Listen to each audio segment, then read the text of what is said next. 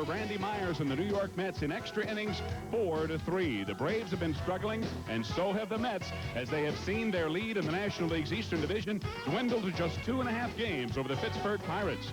Tonight again, the Mets are in Atlanta to take on the Braves. Coming up next right here on WWOR-TV.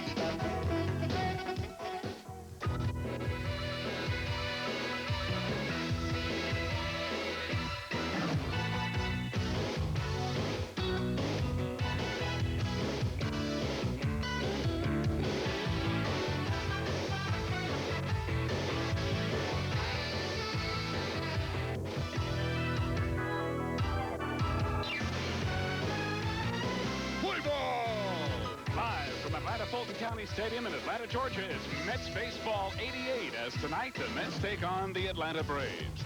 Mets Baseball 88 is brought to you this evening by Budweiser, Beechwood Age for that clean, crisp taste. This Bud's for you. By Manufacturers Hanover, the financial source worldwide. By Nissan Cars and Trucks, built for the most important race of all, the human race. By your local Sunoco dealer, who offers you new Sunoco Ultra 94, the highest octane under the sun. By RC Cola. Some people go out of their way for the taste of RC. By the New Jersey Bell Yellow Pages, the one that works. And by the New York Daily News, New York's hometown paper. Pitching for the Mets tonight, it's right-hander Dwight Gooden, who is 11-5 with an ERA of 3.04. And on the mound for the Braves, right-hander Peter Smith, 3-9 with an ERA of 5.14. Well, hi, everybody. I'm Ralph Kiner, along with Steve Zabriskie and Tim McCarver. And the Mets taking on the Atlanta Braves for the third time. The first two games of this series has seen a total of 24 runs. There have been 44 base hits, and 8 of those base hits have been home runs. Truly the launching pad, Tim. Well, it's been the launching pad here in Atlanta for years and years, but consider the state of the New York Mets. Back on July 4th, before the game against the Cincinnati Reds, that was only 8 games ago, the Mets led the Pittsburgh Pirates by 7.5 games. Since that time, and I remind you, it's only been 8 games, the Mets have lost 5 games in the standings to the Pirates. The Pirates, an on-rushing ball club. Well, the Pirates have won 7 out of 8, and of course that goes into today. And the Mets on this road trip have lost 4 of the 5 games played that started back in Houston before the All-Star break. And the Mets really struggling right now as far as scoring runs are concerned. Of course, they have relied on their pitching. They'll continue to rely on their pitching. And they're relying on the doctor here tonight, and we'll be back with the starting lineups and the ball game right after this message from Budweiser.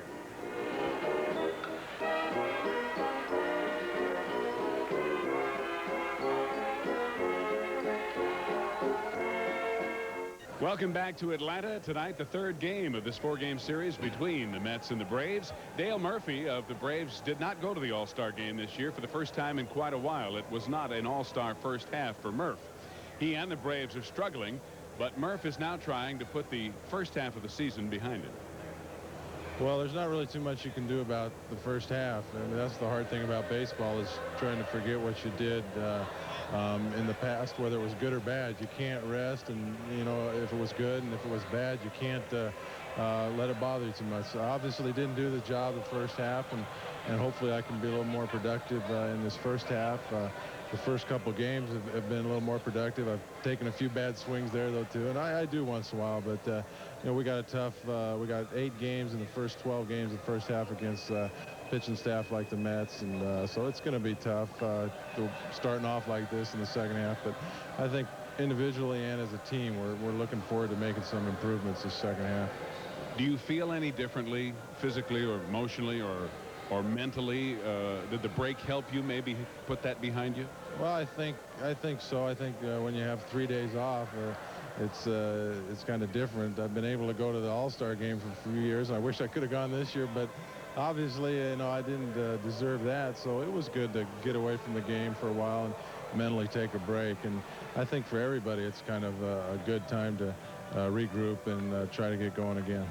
Murph, a lot has been talked about the fact that you really haven't had a lot of protection around you in the lineup, and consequently you have not had a lot of good pitches to hit. How much credence do you give that?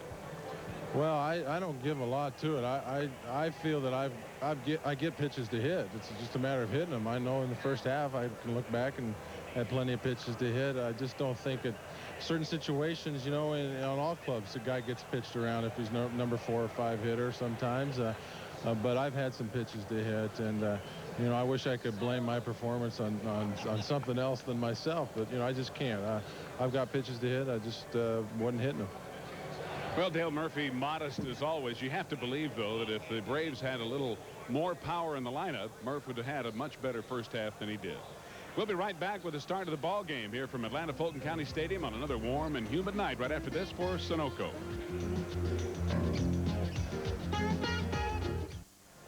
Peter Smith on the mound for the Atlanta Braves. He has a record of 3 wins and 9 losses, 0-1 against the Mets. He comes in with an earned run average of 5.14. He has walked 55, struck out 65, given up 101 hits and 96 in the 3rd innings. Lifetime against the Mets, he is 0-1. And the lineup for the Mets, speaking of New York, Len Dykstra leading it off and playing center. Second baseman Wally Backman batting second. Dave Maggin in the 3rd hitter playing first base. And right fielder Darryl Strawberry off of 2 good ball games. And speaking of 2 good games back-to-back, Kevin McReynolds. He's been terrific. Howard Johnson at 3rd base batting 6th. Mackey Sasser his 15th start behind the plate batting 7th. Keith Miller at shortstop, his 2nd start of the year. Kevin Elster suffering low back spasms tonight. And Dwight Gooden batting 9th. And behind Peter Smith, they have Perry at first, Gann at second, Thomas at short, Obergefell at 3rd. In the outfield, Renicky, James, and Murphy left to right. Benedict with the sign, and the first pitch to Benedict by Peter Smith is taken for strike 1. Then he drives Dykstra to lead it off. Dykstra in this series 1 for 7, was 0 for 6 in the first game of the series, which won 11 innings, was a pinch hitter in yesterday's ball game and had a base hit. That game going 10 innings. And that pitch a ball, 1 ball, 1 strike. Temperature at game time 91 degrees. Dykstra hitting .291, 3 home runs, 14 runs batted in. And the slider is low on the count, 2 balls, 1 strike. The umpires for the game, Steve Ripley behind home plate. Bob Davidson will be the umpire at first base. Doug Harvey at second. And Jerry Crawford the umpire at third. And a fastball in there, called strike 2 and 2. Dykstra hitting .167, 2 for 12 against Atlanta over his last 33 games, hitting .306.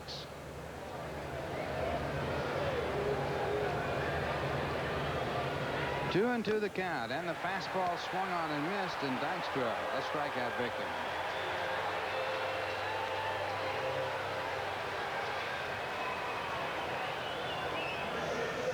So Dykstra back to the bench. The Mets are 3rd in hitting in the National League with a .259 team average. They lead in home runs with 82, and they also lead in runs scored with 398. Now for the Mets, the batter will be Wally Backman. Wally 0 for 5 in this series, 0 for 6 this year against Atlanta. But in his last 22 ball games, hitting .338, and a fastball fouled away. Backman on May 18th hitting .121.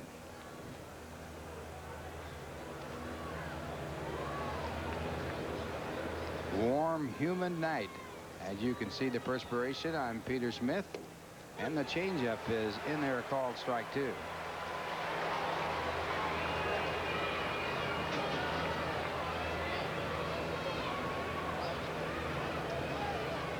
And the fastball missing.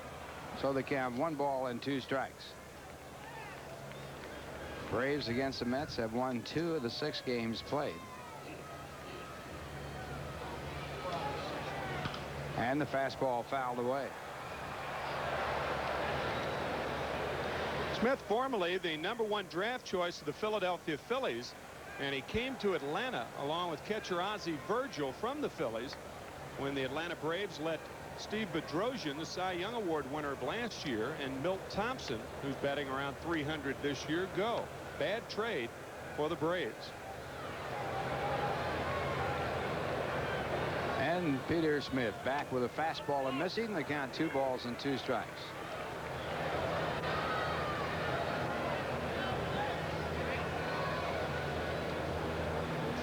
Wally Backman, a switch hitter, but better from the left-hand side of the plate. And again, he fouls off a fastball. Little update there. Pittsburgh 3-0 over San Francisco with 3 in the bottom of the first inning. We'll try to keep that game updated as closely as we can this evening. And of course, we have our Nissan National and American League scoreboards. And a ground ball up the middle. The shortstop, Thomas, way over in the hole, and Backman hits it right up the middle for the first base hit of the game. So with one out, Backman on first. The batter will be Dave Magadan. It's like a fastball, and Wally right back through the originator. Thomas playing Backman over toward third base. And Wally finds the hole. Magadan the batter. Magadan in this series 1 for 5, missed last night's ball game because of a strained lower back. Throw to first base. Backman just scrambles back. Bill Robinson probably saying, get back, man. He crawled back. Well, he lost his footing out there, I believe. Yeah. It's funny about this Braves infield because they water it down about 10 minutes before the game. And the last 2 nights, the infielders have been complaining about the infield being wet. Not only the infielders, but David Cohn told me that last night he was slipping and sliding on the mound in the early innings, and he ends up walking 5 in the first 3 1/3, and 3 of those runs scored.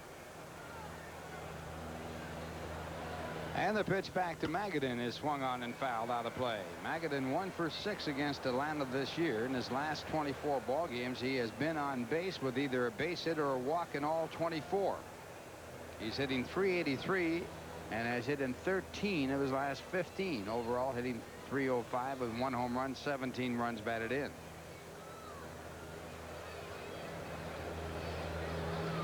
Mets on the road with a record of 24-21. They have the best home record in baseball, 30 wins and 14 losses. And once again, Backman is back. First 2 games of this series, extra inning ball games, 11-10. The Mets won the first one 9-8. They lost the second by a score of 4-3 on a home run by Dale Murphy in the 10th inning.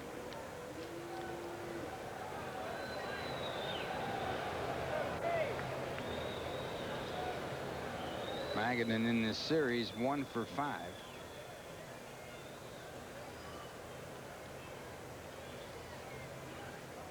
And the breaking ball in there. Strike 2. Pirates trailing the Mets by 2.5 games. Montreal third, 7.5 back. The Cubs are fourth. They trail by 8.5. Then St. Louis 15.5 and Philadelphia 17. Atlanta with the second worst record in baseball. They have won 31, lost 55. They trail the Dodgers by 19.5 games. The Giants in second, 5 games out. And again, Backman is back. Houston third, 6 outs. Cincinnati fourth, 9 games behind. And San Diego 11.5 out.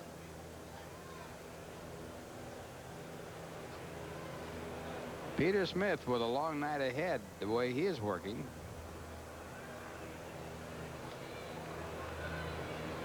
Oh, it's tough for ball players to play behind a pitcher working this slowly. And that pitch is low. 1 ball, 2 strikes. Well, he's trying to combat the stolen base. When you get runners on that can run, we've mentioned it on broadcast before, that speed has slowed down the game. It's kind of an oxymoronic thought, isn't it? Speed has slowed down the game. And there's no doubt about it. Yeah. The throws to first base. Trying to deceive the base runner with long holding moves.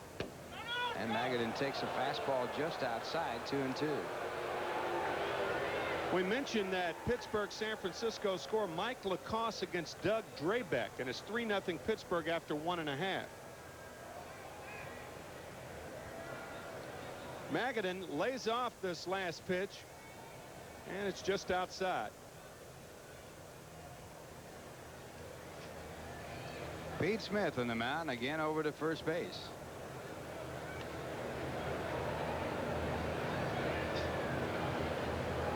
Smith in the minor leagues had a record of 23 wins and 29 losses. He skipped AAA ball. He was in Greenville last year, 9-9 in the AA Greenville club. And he misses again. The count goes to 3-2. On July 4th, he was a winning pitcher, 7-0 against the Phillies, his first complete game and first shutout for Atlanta in the season. It was a 3-hitter. Backman will probably be off here with the count 3-2 and 1 out. Backman a short lead. Now he does go, and the ball grounded to the second base side. Gant not covering, so he's in position to make the play as Backman goes down to second.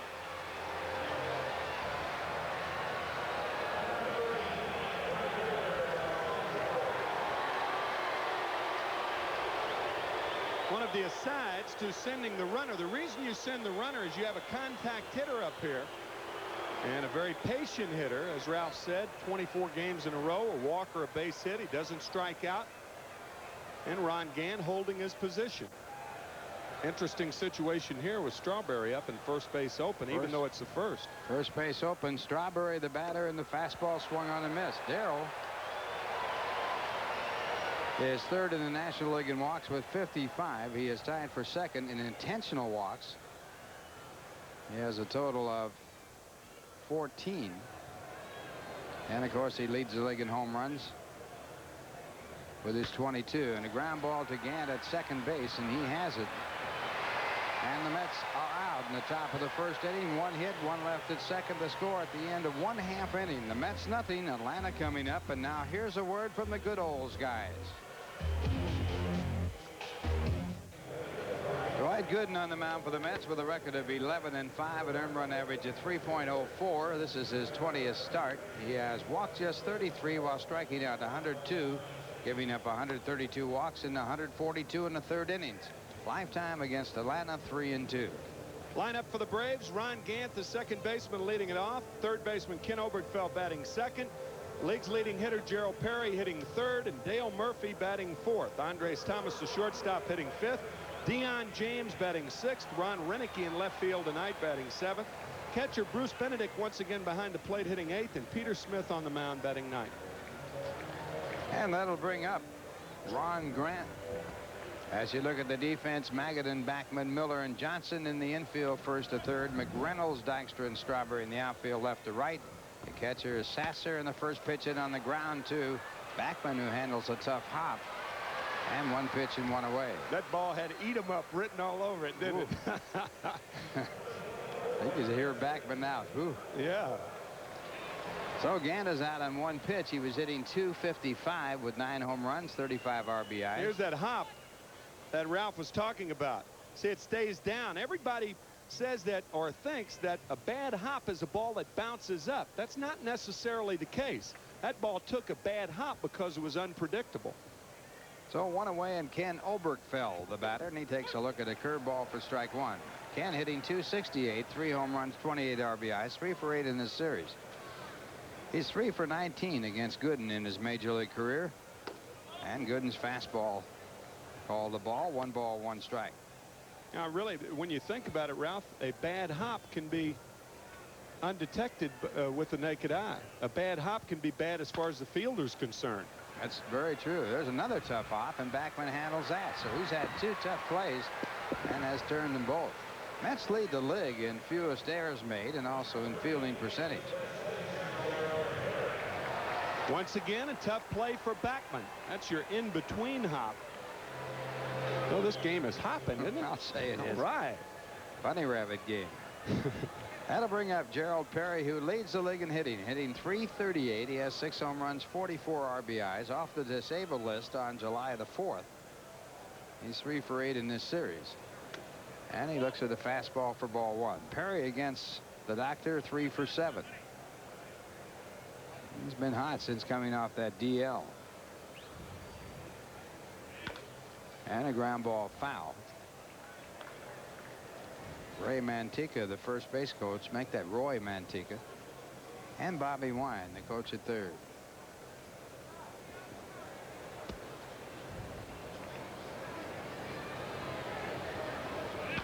And this pitch fouled off. Gooden back with a fastball, so the count 1 ball, 2 strikes. Roy Mantica, first chance in the big leagues after 29 years in the minors. Talking to Roy, and he's from Buffalo, New York, and telling me what a thrill it is to spend some time in the big leagues. He's earned it. I'll say he has. That's perseverance right there. Back in 1959, I signed with the St. Louis Cardinals, and I went to Keokuk, Iowa, and Roy Mantica was the shortstop. And strike 3. So Perry struck out. Gooden gets his 995th strikeout in a 1-2-3 inning. The score at the end of 1. The Mets nothing and Atlanta nothing. Now here's a word from Nissan.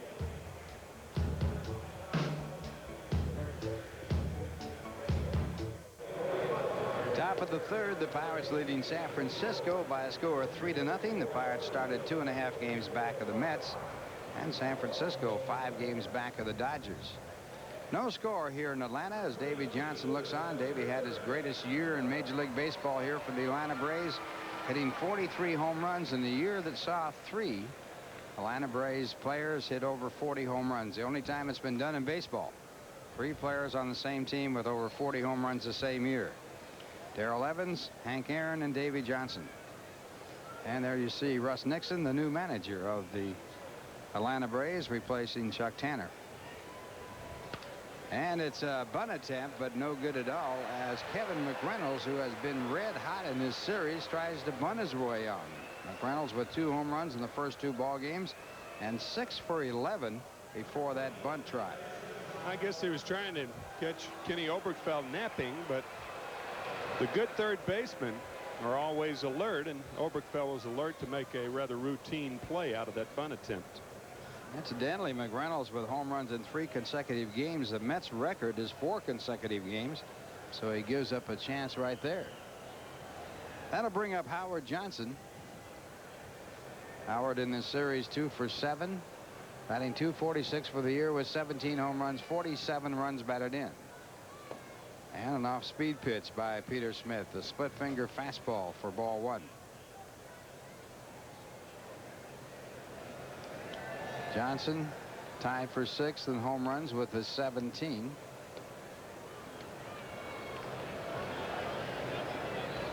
He is 7th in walks in the league with 50, and he has 7 home runs and 17 runs batted in his last 18 ball games. And a strike call, 1 ball, 1 strike. Incidentally, Howard Johnson leads the National League in intentional walks. He has 16 to go with his total of 50.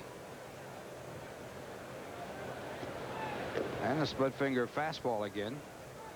2 balls, 1 strike. The American League record is 33 intentional walks to Ted Williams, and the National League record, the MVP in 1969, Willie Stretch McCovey, had 45 intentional walks.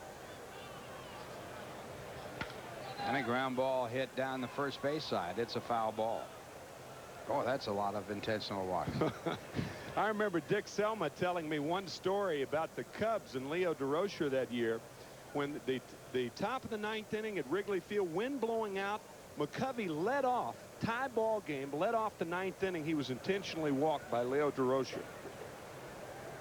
Leading off in the 9th inning of a tie game. Swish Nicholson was once walked with the bases loaded by manager Mel Lott. Intentionally. Ground ball hit foul. At that point, the Giants were leading by, I'm sure it was 5 runs, but possibly not. Didn't want Nicholson to hit a grand slam home run to put the Cubs back in the ball game, so he walked in the run.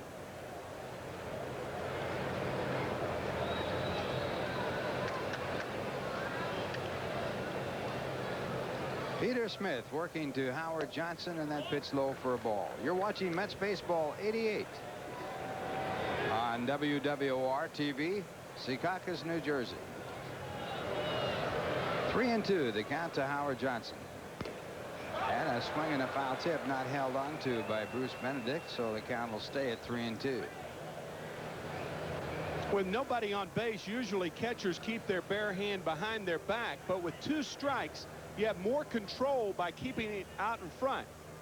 And this ball hit the ground and then came up and got the fingers of Bruce Benedict. You wonder why catchers don't hit for high averages? Well, that's one reason. Well, and if your hands are hurt, you can't hit. It's not like football. You can just tape them up, go out there and keep socking. As a matter of fact, you see a lot of defensive backs with broken hands playing. Broken wrists.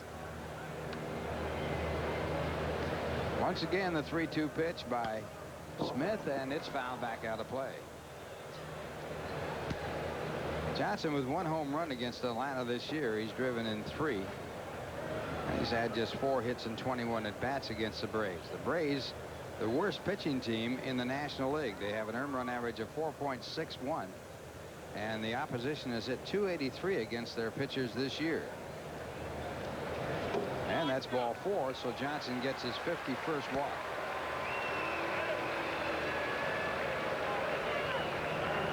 First walk given up by Smith, and it puts a runner at first base with 1 out and brings up Mackey Sasser.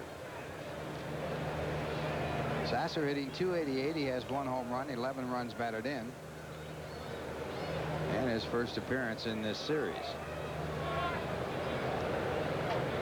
He's batted once against Atlanta this year and did not get a base hit, so he's 0 for 1.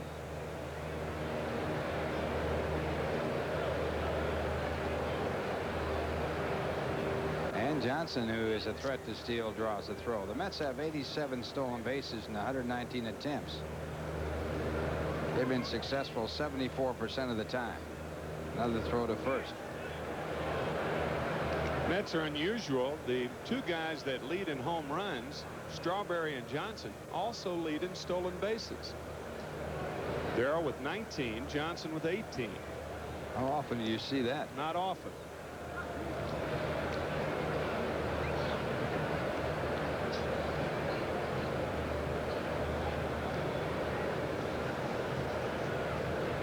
Peter Smith working on the mound for the Braves. There goes Johnson, and Sasser fouls it down the left side out of play.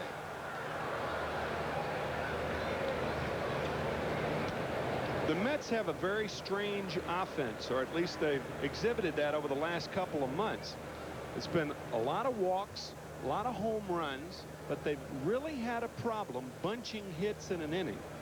3 straight hits, or 3 out of 4 guys up getting hits, first and third. You don't see the Mets first and thirding in their offense as much as a lot of good offensive teams do. And the Mets with the #1 on base average in the National League. A lot of those with the walks. And the walks show up there. There goes Johnson again. This one a curveball low. The throw down by Benedict, not in time. And Johnson gets the stolen base. Stolen bases are obtained through various reasons, and one of the more prominent reasons is what kind of pitch does the catcher have to handle.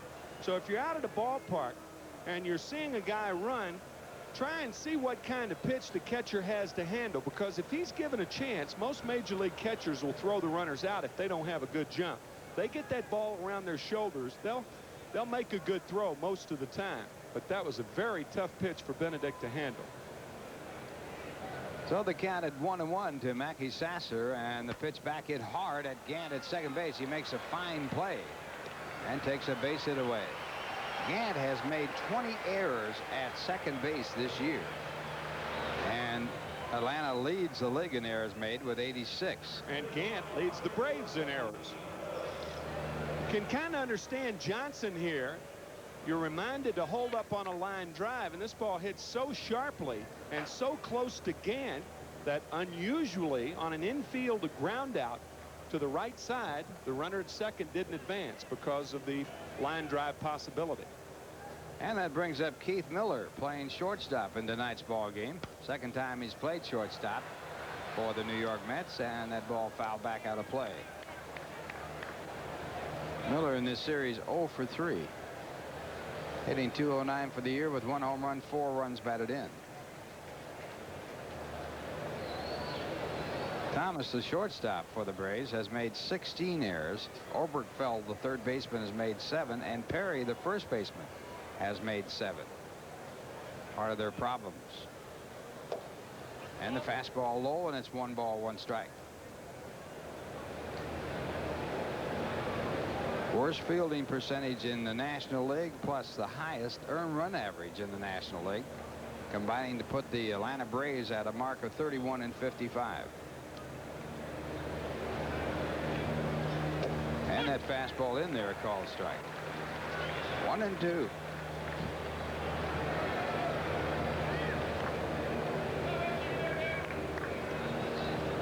Smith's major league record, 4 wins and 11 losses.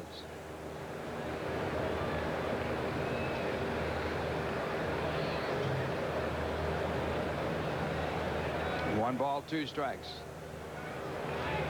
And Miller hits it down the first base side, picked out of the dirt by Perry, and a close play at first as Miller dives into the bag, and Bill Robinson over to keep Miller from arguing too loudly with first base umpire Bob Davison. So the Mets do not score. The score at the end of 1.5. The Mets nothing, Atlanta nothing. Now here's a word from Exxon.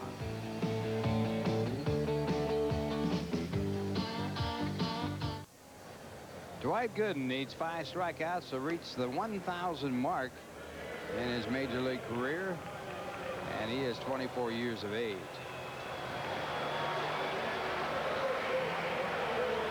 And at the age of 24, Nolan Ryan with 496, Steve Carlton with 376, Tom Seaver with 375, Gaylord Perry at the age of 24 with only 20 strikeouts, and Walter Johnson with 914.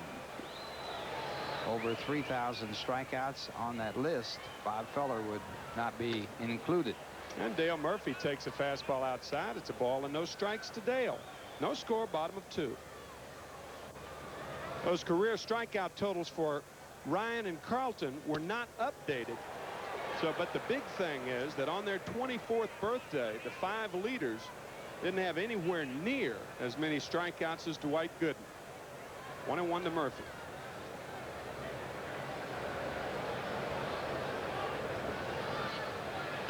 Curveball is high, 2-1. Murphy's had a good series. 2 home runs. And he's hitting .308 against the Mets this year with a total of 3 home runs. Another curve is high. 3 balls and 1 strike to Murphy. Now, he won last night's game with a home run off Randy Myers in the 10th. He's such a modest player, and he was talking about the fact that the walks that he has received, and he has had a total of 51 walks, 9 intentional, have not hurt him. I'd have to doubt that. It's not always the walks that you get. It's the way they pitch you, and they don't care if they want to walk you or not. Get very few good pitches to hit. 3-2 to Murphy. Curveball got him. Second strikeout for Gooden. Nasty yacker there. Woo! Murphy's hit 1 home run against Doc Gooden, and that was as a pinch hitter. And he gets a tremendous breaking curveball right there on a 3-2 pitch. Boy, that is a freezer. Good word for tonight. 91 degrees at game time. Andres Thomas rips one sharply at Miller at short. So Thomas went up there looking, it appeared, to look for the curveball. He got it and ropes one at Miller. 2 outs. I don't know how you can look for a curveball against Dwight Gooden. Here's the replay, and it is a curveball, and he rips it to Miller playing shortstop. Kevin Elster with a strained back and not able to play tonight. Here's Deion James batting .272, and he hits one sharply. Good play. Miller bobbles it, throws it, safe at first. James giving a base hit on that ball. Scoring it as a base hit, but if Miller had fielded the ball, he has all the time in the world to throw him out, and he should have fielded it. That is not a base hit, but it's being scored that way. He even had a little bit of trouble picking it up, and he had to go for it a second time. Now they're changing it to an error. Well, I'll tell you, you got a lot of clout around here. The minute you make you make one comment, and they change it as you were speaking. I guess he knows where he stands. Huh? Here's Ron Renicky. Ron, an infrequent starter. He's only been up 90 times this year with 1 home run. And James a threat to run.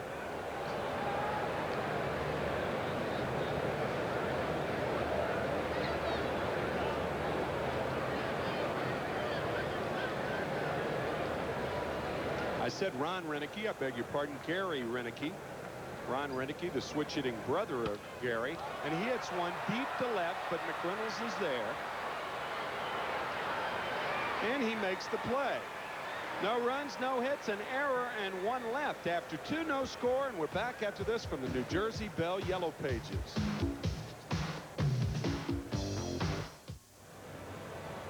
And you thought the Statue of Liberty was only in New York and Paris, France, huh? Well, that's the top of the Capitol building near Fulton County Stadium here in Atlanta. And a great shot on what has turned out to be a lovely evening. Not nearly as humid as last night. No score, top of the third inning, and Dwight Gooden. Home run and 9 RBIs to his credit. He swings at the breaking ball, 0-1. I thought that was our new camera that we have, that long-range camera, picking up the original Statue of Liberty. 1-1 to Gooden. The original one, I think, in Paris, right? And the Statue of Liberty that is in New York Harbor was a gift from the country of France. And then we gave them one. Much smaller, of course. They gave us one and we gave them one? I think that's two, the way it two was. and two to Gooden. Whose administration was that then? It's like you give me a 5, I'll give you a 5. Center field, Gant back. James now makes the play. A play that should have been made a lot easier, but it was made nonetheless. 1 out. Well, James had a lot of time to get under this ball, but he was late coming in. Gant had a tough play. And James runs him off and makes a sliding catch. And Lenny Dykstra, the batter. We understand the festivities at Yankee Stadium today took place, the old-timers game. You know, with the great tradition of New York Yankee baseball for years and years. Dykstra fouling one off. It's 0-1. I'd like to send get well wishes to Joe DiMaggio, who is recuperating in Miami Beach. He was buoyed by a telegram, we understand, from President and Mrs. Reagan. And he had an aneurysm operation. He's doing fine. And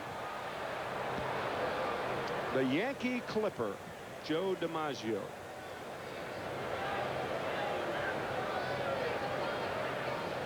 I don't know whether we should put Arthur Richmond in the same class as Joe DiMaggio, because Arthur was not a good hitter. But I understand he's getting out of the hospital on Monday, and we'll wish him a nice walk home. Understand the wheels are better now. Huh? Checking out that bad wheel he's got.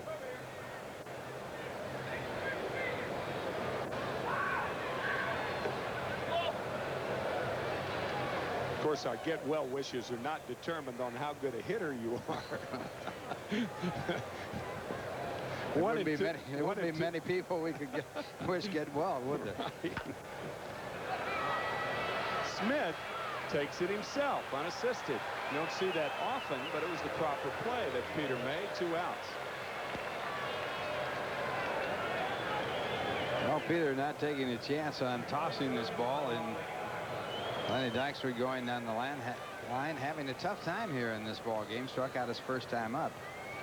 He was 0 for 6 in Thursday night's game, a game won by the Mets 9-8, but Lenny had a pinch hit single. In last night's game, he tried to steal second. He was called out by second base umpire Bob Davidson, and when he threw his helmet, he was fined $100, and for continuing the argument, he was ejected. First time this year that Lenny has hit the pines in unsavory fashion. It's 0-1 to Backman. No score, top of 3.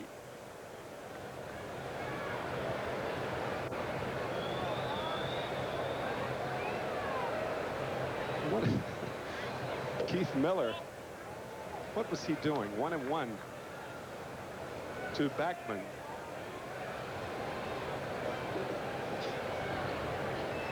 There's Keith putting some gum in his mouth. He doesn't have a lot of positive reinforcement about this inning continuing much longer. He's got his glove on his left hand. He's ready, huh? Well, he's either ready or look at Miller to the left of your screen, right to the right of Darryl Strawberry. He's got his glove on. Now he took it off. That's better, Keith. I mean, you can score runs with 2 outs, right?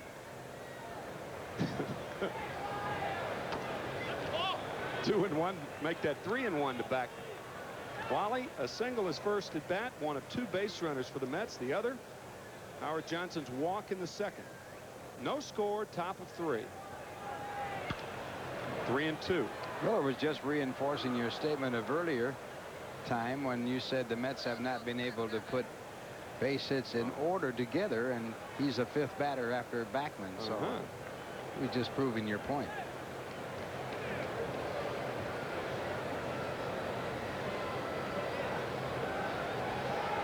Lined up the middle, so Backman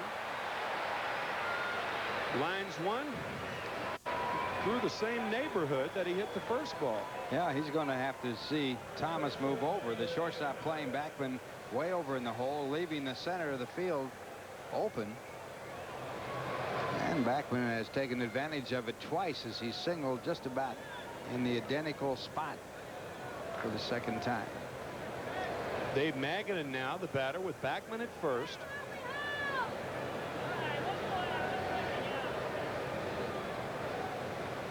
Two outs. Mets play tomorrow afternoon at 2:15. We'll be on the air, New York time. And then the Mets go to Cincinnati for 3 games. Matchup tomorrow, Tommy Glavine against Bobby Ojeda. And then Sid Fernandez against Danny Action Jackson on Monday night. Ron Darling against Jose Rio Tuesday. And David Cone against Tom Browning next Wednesday evening at Riverfront Stadium in Cincinnati. And that game next Wednesday will be carried here on WWOR TV.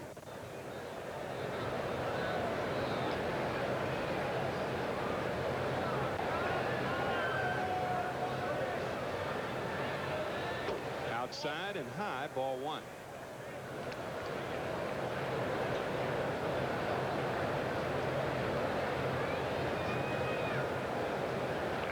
Magadan came from Houston to Atlanta on Sunday night, and he and his wife spent some time with his sister. So he has been in Atlanta for 6 days. Nice little tie-in. Dave's wife from Alabama, right across the state line, and Dave attended the University of Alabama.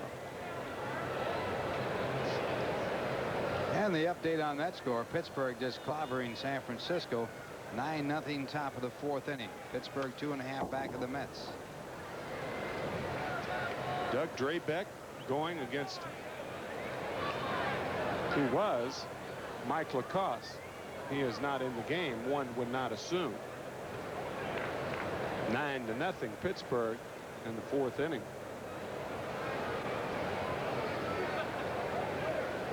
Those Pirates making believers out of a lot of people. Well, the Mets have the best record in baseball, but Pittsburgh, with 51 wins, only 3 wins less than the Mets.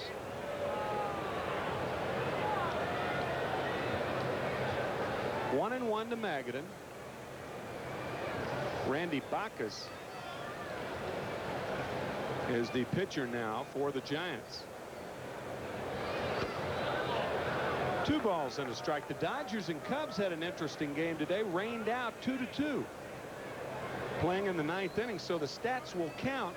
And the Dodgers and Cubs will play a doubleheader tomorrow. I think it's beginning at 12:05 Chicago time. That's interesting because if it had been suspended, they would resume the game at that point. And it could have been suspended because of darkness. Left field.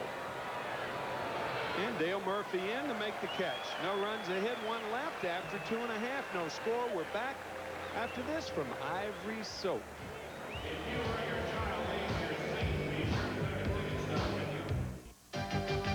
Nobody tells it like the daily news. Roger, do you call it a full-time job, only having to get 1 or 2 outs every day? What do you want to be when you grow up? What, just, you know, sports writer. New York's hometown, baby. Hi, I'm Roger McDowell here with a few of my friends, and we are all members of the Farmland Dairies Junior Mets Club. Mets fans 14 and under can join us for all this season's fun and excitement by becoming a member of the 1988 Junior Mets Club. Our all-new Junior Mets Club kit contains exclusive items from the Mets and Farmland Dairies, including a Junior Mets digital sports watch, a membership card, discount ticket coupons to Junior Mets games, special edition baseball cards, an invitation to an instructional baseball clinic, and much more. To join, send your check or money order for $6 or $5 with 2 proofs of purchase from Farmland Dairies Milk to Junior Mets Club, P.O. Box 4777, Trenton, New Jersey, 08650. Please include your name, address, telephone number, and age. allow 4 to 6 weeks for delivery. Join our Junior Mets Club today.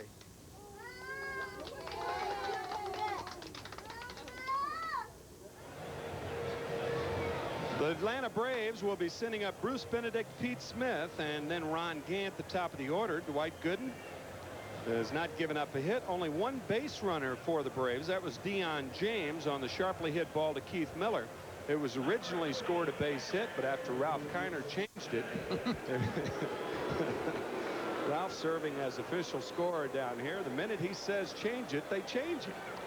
Just an advisor, that's all. All right, here's BB, Bruce Benedict. Bruce has never had a hit off Gooden. He's only been up 6 times. Strike one. Benedict with no home runs, no triples. Strawberry should be more shallow. He does not have a lot of power the other way. Curveball is high, 1-1. About straight away, but you can see Dykstra there shallow. Darrell a little too deep. Another curve is high. We understand in that Pirate game, Doug Drabek had a bases loaded triple. He's the pitcher for the Pirates. They had a 6-run third inning, 9-0 Pittsburgh, and it's 3-1 to Benedict. Watching Benedict hit, you'd think he might be picking up something on Gooden because he's looking for a curveball here, and the high inside fastball drives him back. High ball 4. So Gooden walks Benedict, his first walk. And we can look for Peter Gant, make that Peter Smith, the pitcher, to be bunting. Toughest pitch to bunt is a high fastball, and Gooden should be tough to bunt.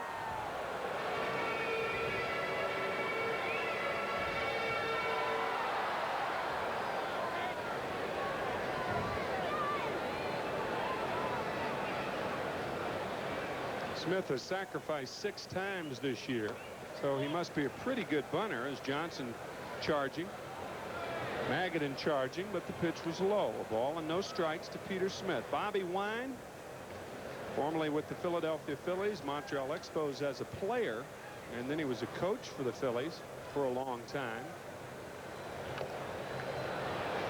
Foul ball, 1-1 to Smith. Bobby Wine is Foster Brooks's favorite ball player.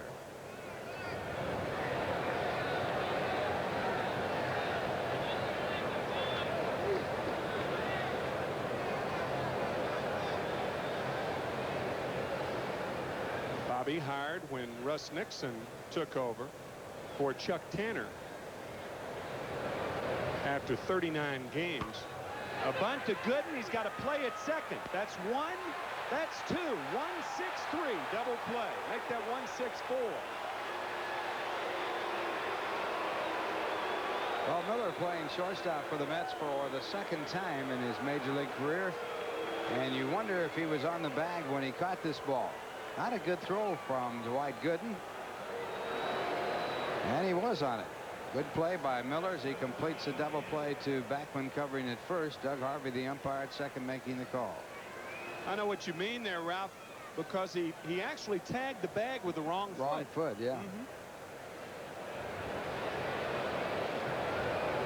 2 outs. Here's Gant. Lined off the glove of Miller for the first Brave base hit of the game.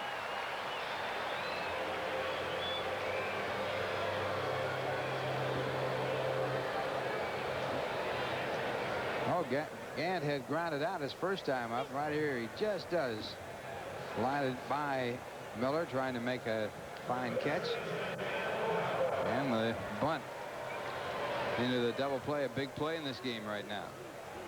Ken Oberkfell, the batter. Kenny grounded to second, his first at bat, so we can look for Gant to run.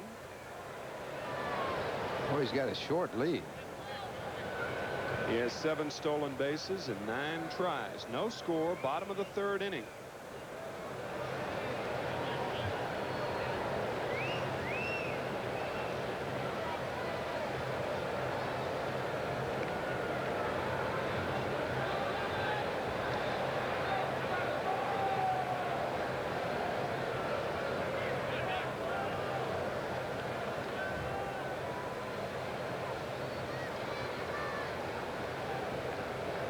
There goes Gant. The fastball is high. The throw safe at second base.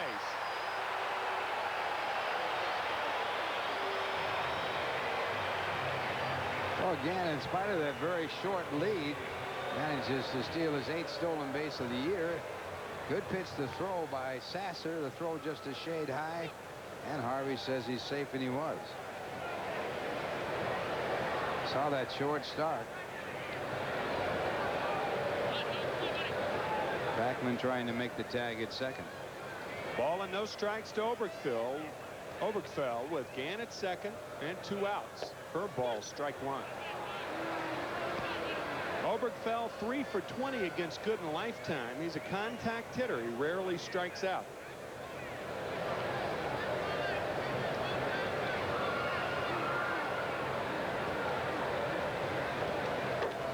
Strike 2.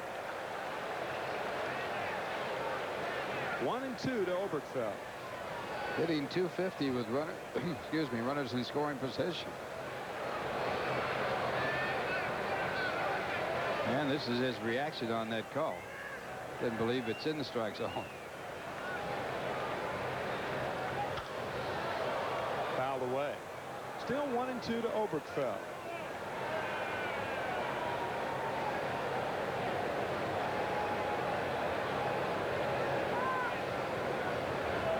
Dwight Gooden, the starter in the 59th All-Star game on Tuesday night. He was the losing pitcher, his second loss. Now 0-2 in All-Star competition. Curveball fouled away. He gave up only 1 run. That was to Terry Steinbach, the home run that hit the top of the fence at Riverfront Stadium and bounced over actually under the outstretched glove of Darryl Strawberry. Darryl jumping too high for the ball, and it bounced on the fence. Had he made that play, they'd be talking about it for a while. Now they're talking about Terry. Yeah. Another one fouled out of play. Interesting thing about that, Terry Steinbach, and he spells his name S-T-E-I-N-B-A-C-H, was set as all-star bats, and they were misspelled. The signature on the bat was misspelled. It was S-T-E-I-N-B-E-C-H.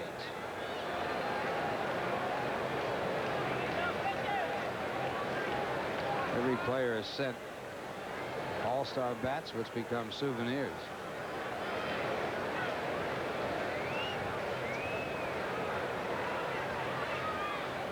Way high. Good play, Sasser. Sasser's done a great job converting to catching. He's really picked it up quickly. This is not an easy pitch to handle because Gooden has that 94-mile-an-hour fastball. He just reaches up and grabs it. Don't have that much time, do you, Tim? No, not on a high rider coming in about 93 miles an hour. Curveball fouled again out of play. Sasser giving chase, but it's back into the stands. Needed a butterfly net to catch that ball. What is a butterfly collector called? A Lopdopterus? I don't know. You just left me there. Lopidopterus? I don't know. Our director says crazy. Jeff Mitchell, our director. So if you're going to direct all of you butterfly collectors out there, do not direct the letters to me. Direct them to the name is Jeff Mitchell. Jeff Mitchell, WWOR-TV, Secaucus, New Jersey. Curveball hit by Magadan. Gant's going to score. Oberkfell the second. And it's 1-0 Atlanta.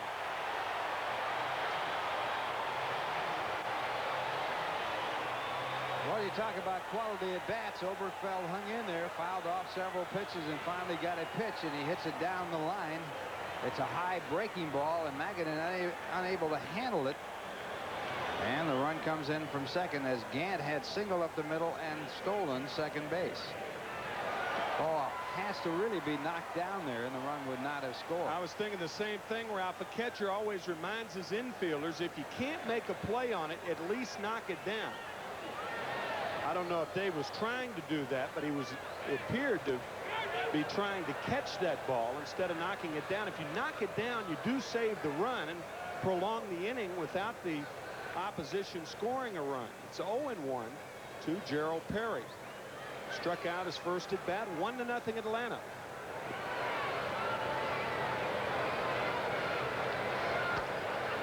The Atlanta Braves have scored first in all 3 games. And the rule of thumb is the team that scores first wins about 70% of the ball games. Changeup lifted high and out of play. 1-2 to Gerald Perry. The Mets have come from behind in 26 of their 54 wins. So they have the capability of coming from behind to win. Gerald Perry has made his hits count. He's batting .413 with runners in scoring position. Tapper towards short. Miller. Safe at first.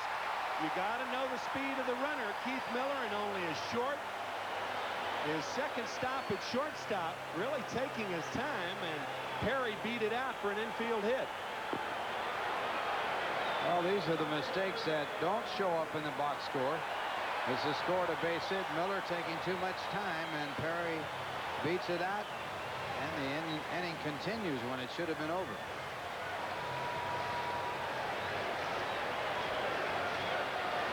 Talk about prolonging the inning. Here's Dale Murphy with 2 on, 2 out, 1-0 Atlanta.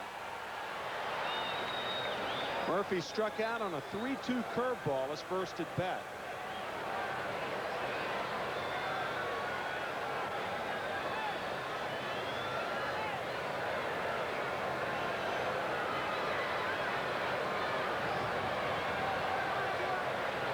There goes Perry. The fastball is high. The throw not in time. Backman running up on the ball, and Perry with a stolen base. So the Braves with runners at second and third and still 2 outs. Well, Perry gets his 20th stolen base in 28 attempts. Last year he had 42 stolen bases. So Atlanta putting the pressure on the Mets, and runners now at second and third. You wonder about whether Murphy will see much to hit here with first base open. Good point. A ball and no strikes to Dale. Of course, he's batting only .220 for the year, but he has 15 home runs.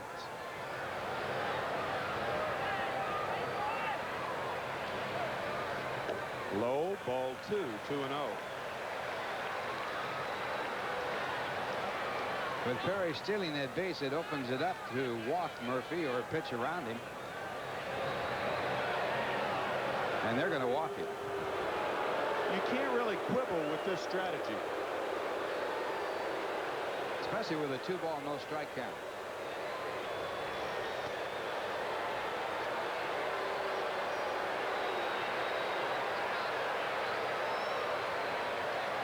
Andres Thomas, the batter, and a conference now being held on the mound.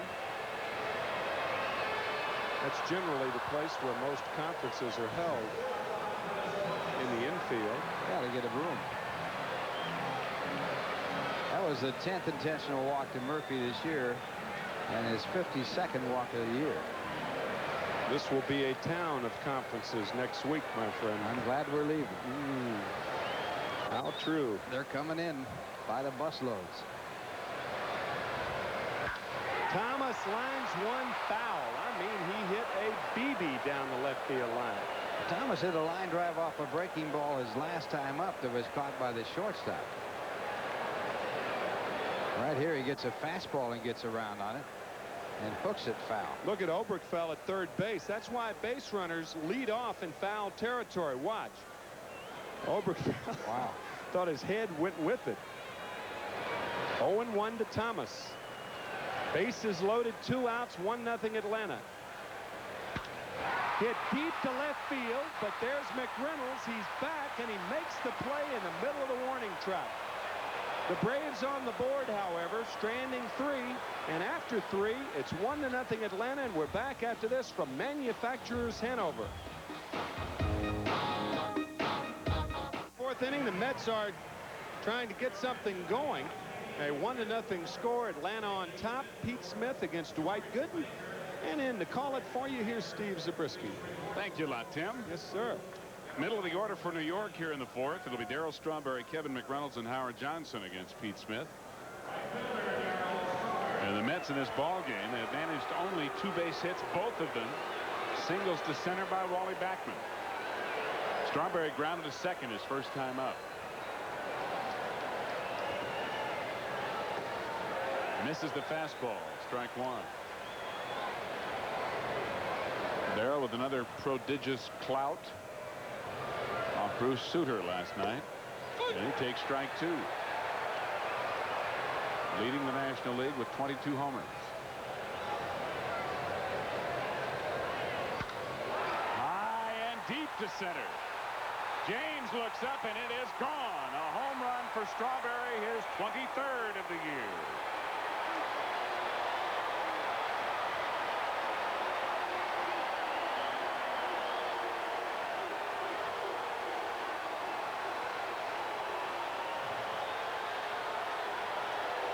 On a 2-strike pitch, Darryl Strawberry parks one deep to center, and the ball game is tied 1-1. 2 strikes is one thing. 0-2 is an entirely different animal. Pete Smith pitching Darryl like it's 2-0 instead of 0-2. A fastball right in the wheelhouse, and what a reaction by Smith. He knew it was gone. Right back with a fastball to Kevin McReynolds for strike 1.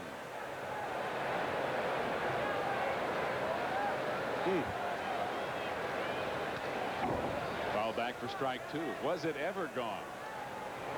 Man, It was launched here at the launching pad. watch the curl of Darryl Strawberry. See where he holds that bat. You got to be awfully quick. Mercy. He hit that ball back. Sharply hit to Oberkfell at third. McReynolds is out, and there's one out here in the top of the fourth. By hitting it back, what I meant to say was that it was back on the plate as opposed to extending his hands. And tonight's game being brought to you in part by the Good Olds guys, your New York, New Jersey, and Southern Connecticut Oldsmobile dealers, and by New York Telephone, who reminds you that a call can make a difference.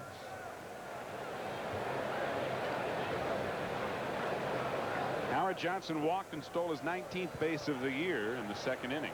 Call can make a difference in a game, too. Can't it? Yes. They were referring to that, of course. I guess we'll have to call up and ask them if they're in support of the umpires or not.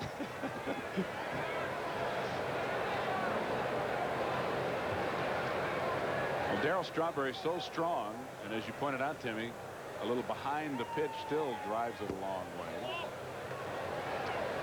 Just overpowers the ball. Most guys have to make contact out in front of the plate to hit a ball. Right. It's got to be perfect. That's true. 1 ball, 1 strike. And a fastball for strike 2.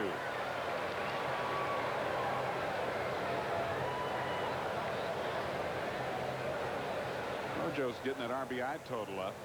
47 now. He's hit, or rather driven in, 14 runs in the last 14 games.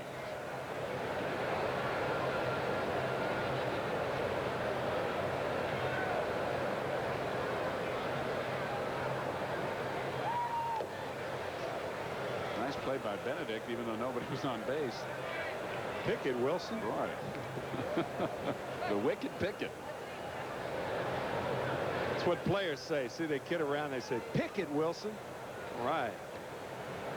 Well, I'll tell you, one guy who's glad to see him make that play was Steve Ripley. That ball had a chance to get a piece of it.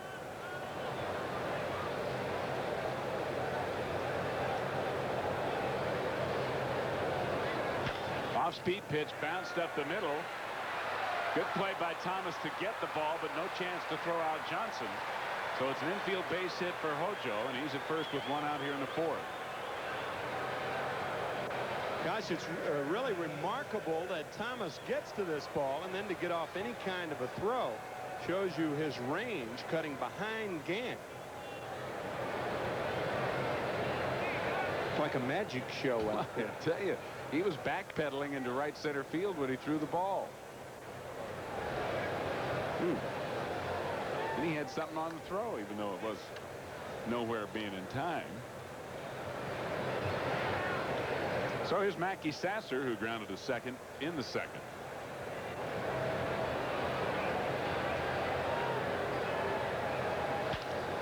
Sharply hit to second, could be two. Gant to Thomas. In time to Perry, and the inning is over on the 4-6-3 double play. But the Mets tie the game on Darryl Strawberry's league-leading 23rd home run, leading off the fourth inning, and it's 1-1 in the middle of the fourth. We're back to Atlanta after this for the good old Skies. Watch Howard Johnson on this double play. Watch how he stays up, and Thomas almost hits him in the coconut. A lot of things run through your mind. Fear, number one, but it could be interference or construed as obstruction with Johnson going in, staying up. And even though his left hand went up to protect him from the Thomas throw, it could be construed that he was trying to interfere with Thomas's throw. And had not Sasser been thrown out at first, he might have been called out anyway. Maybe. Here's Deion James leading off the bottom of the fourth for Atlanta, and he takes a good and fastball high for ball one. James reached on an error on shortstop Keith Miller in the second inning. 0 for 1. Fastball off Gooden's glove. Backman has to recover. No throw on James, who runs extremely well. And it'll probably go as an infield base hit for Deion James.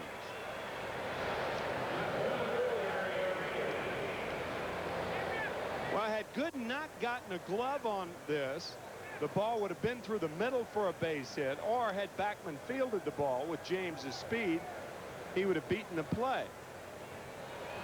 So the ball off the glove of Gooden and an infield hit for James. So Doc has given up now 4 base hits, 1 off the glove of Keith Miller. Another double down the right field line that Magadan might have had a chance on. An infield hit to Perry and an infield hit to James. And here's Gary Renicky, who flied to left. James going, and the throw way high, and he's in there almost with an uncontested stolen base, the third of the game for Atlanta.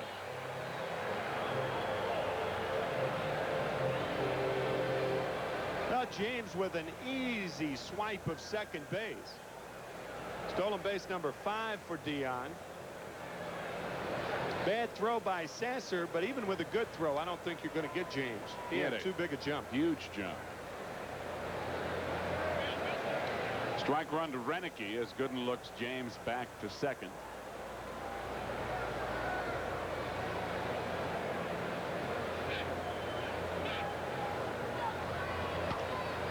Curveball lofted into short right field. Strawberry calls off Backman, makes the play, and James remains at second now with 1 out.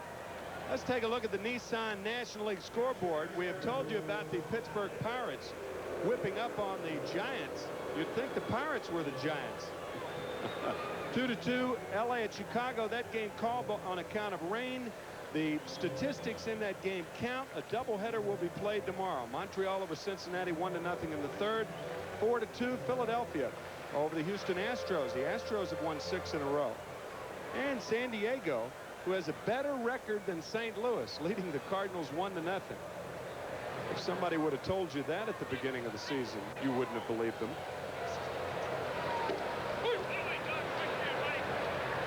Bruce Benedict, the batter. He walked his first time out. Pittsburgh leading 10-0 without hitting a home run in that game. Drabek, Doug Drabek, the pitcher, had a bases loaded triple. Now James going to third, and he's in there without a throw. Gooden paid absolutely no attention to James, and he just took off again with a huge jump. When you see Bobby Wine and the 8th place hitter up there, Wine talking to James, this play just no contest. 4 steals now for the Braves, and the Mets have to be alert for the squeeze. Good time to put it on right now. Benedict giving no sign of attempting to bunt, takes low, and the count 2 balls 1 strike. Now it's even, the chances of a squeeze are even greater here because you don't want to pitch out with a count 2-1. Benedict swinging and fouling it off down the right field line to even the count at 2-2. The reason I thought the squeeze would be in order is Benedict has never had a hit off Gooden. He's 0 for 6 lifetime, and Gooden a strikeout pitcher, and Benedict with not a lot of power. So even if he hits a fly ball, he's not going to drive it deep enough, or at least he hasn't shown that type of power.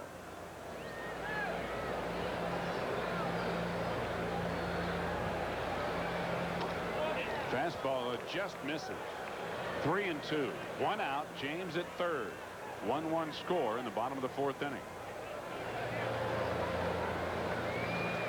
The other part of the equation that you mentioned earlier is the pitcher's up next.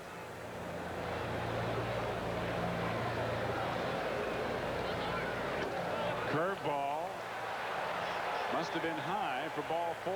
Look at Gooden. Gooden yelling at home plate umpire Steve Ripley after that pitch, and Sasser properly going out to try to control Gooden. He thought he had a strike. It could have been high, but they were supposed to give high pitches this year. Wasn't that in the edict? I can't keep up with the edicts because they don't seem to make any sense, nor do they ever get enforced. Too many memos you memoed out? Yeah, I'm burned out on memos. The strike zone has been redefined, defined, and then redefined again. And here's Doc's reaction. So 1st and 3rd with 1 out. Now a bunt. Gooden fields it on the fly. And there are 2 away. I'll tell you the play that Chuck Tanner had down here. He's the one that I've seen use it most. Was on a bunt play, 1st and 3rd. The hitter tries to get the bunt down the 3rd base line. The runner at 3rd follows the 3rd baseman in. And once the 3rd baseman fields the ball, there is no way, if you're going to get the runner at 1st, to get the runner at 3rd who will just walk home. So it appeared that Smith was trying to do that then. He just popped it up to Gooden. And he pitched a poor pitch, or picked rather a poor pitch upon which to try to get a bunt down as he popped it up. And here's Ron Gant, who was 1 for 2, singled and scored in the 3rd inning. Bobby Wine, the 3rd base coach. Graves still with runners at 1st and 3rd, now with 2 out. High and tight. 2 balls, no strikes.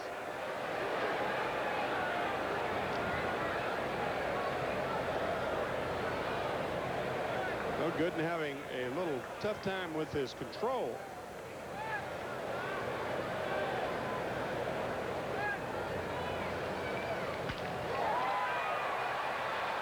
McReynolds coming in has an easy play, and the inning is over. The Braves threatened with a hit and a walk and a couple of steals by James, but they lead 2 here in the 4th. After 4, we're still tied at 1. We're back after this for RC Cola. Here's what would have been the play, and we think that Deion James was thinking about. Howard Johnson creeping in with runners at 1st and 3rd. However, the ball bunted back to Gooden, so now James has to retreat to 3rd base. But you could see James was thinking, if the ball's bunted down the 3rd base line, follow Johnson in, and when he makes the throw to 1st, walk home. Let's take a look at the American League Nissan scoreboard. Kansas City losing to Boston. They led in that game 6-0. The Red Sox coming back. Chicago over the Yankees 7-4. Jose Cruz with a grand slam home run for the Yankees. 10-1 Detroit over California, so the Tigers gaining a full game on the Yankees. 4-1 Oakland over Toronto. 3-0 Minnesota trying to keep pace with the Athletics. That game in the 4th inning in Baltimore. 1-0 Milwaukee at Texas in the 2nd, and Cleveland at Seattle later on. And here's Keith Miller to lead off the 5th inning for New York, and he lines one to right field. But Dale Murphy's right there, and there's 1 out.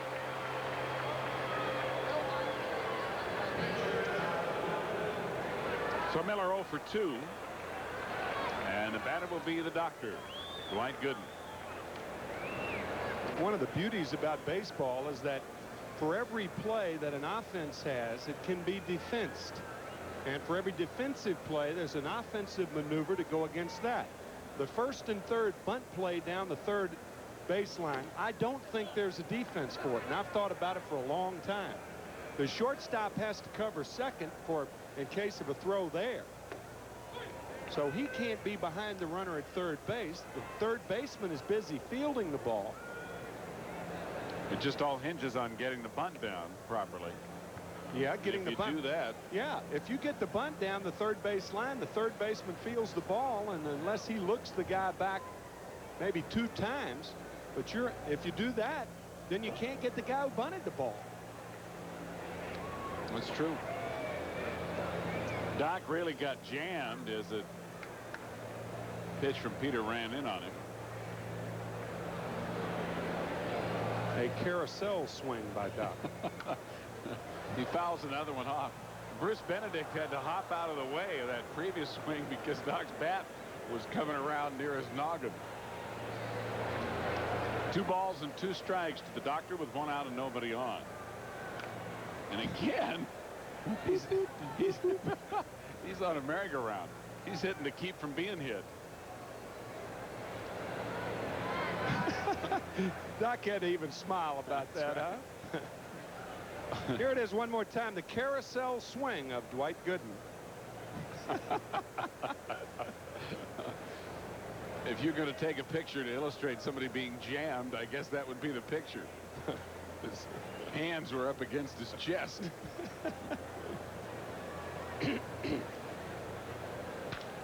Tapper over the mound. Thomas behind the bag gets him. 2 away.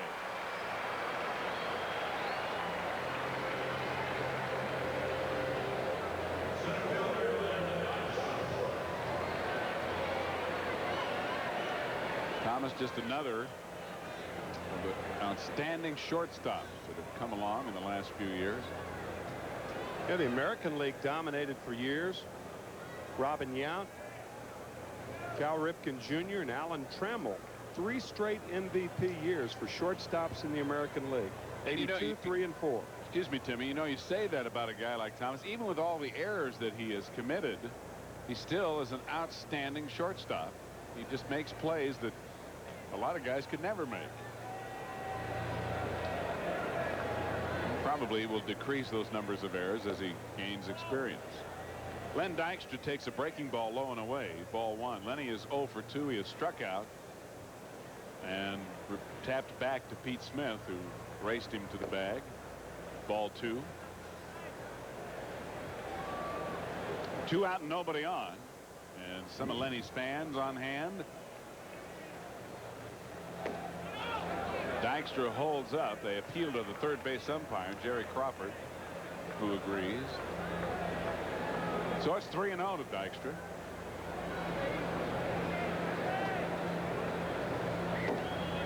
Ball 4. With 2 out, Lenny walks on 4 straight pitches. And he'll be at first for Wally Backman, who is 2 for 2. Second walk issued by Smith. Backman has singled to center twice.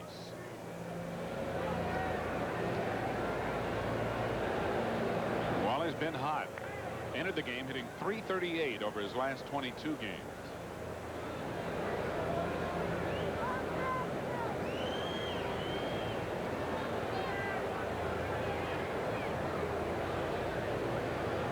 Boy, Pete Smith lollipopped that one over there, and Gerald Perry had to block it.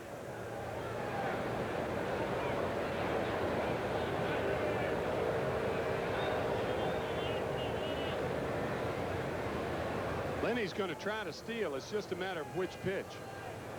Not going here as Backman takes a strike. It's 0-1. Just think about it. I mean, Wally Backman is a singles hitter. He has 3 extra base hits this year. So it's imperative that Dykstra try to get to second base to score from a single instead of playing a passive game and scoring on an extra base hit. There he goes, a pitch out. And Dykstra stops. Now he's hung up between first and second. And Thomas hits him with the ball, but he's going to be called out by first base umpire Bob Davidson, who said he intentionally got in the way of the ball. You remember the play at Wrigley Field when Dykstra tried to get in front of the ball. He was called out not called out for interference in that, so maybe a memo went out to the umpires. Another edict. Just what we need. Saying, watch out when Len Dykstra gets in a rundown play.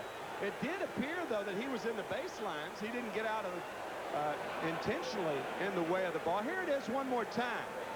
It was a pitch out. Dykstra sees that. Benedict running Lenny, making him commit. Now Dykstra, you know, that looked legitimate. The one in Chicago definitely showed that Dykstra tried to get hit by the ball. He did, but this one, I don't know. He's just running back to first base. Well, David Johnson out to argue, and we'll be back as that play ends the inning. Dykstra called out. We'll be back after this for Southwestern Bell. It appeared that the animation that Dykstra had was before he got hit. Watch. See, I mean, you can back up. He backed up before the throw was made. And being hit in the baseline, I thought that was a bad call. I thought the one in Chicago was a bad call. And Harry Wendelstedt came out and made that correction on Saturday, saying had he seen it on television, he would have changed the call.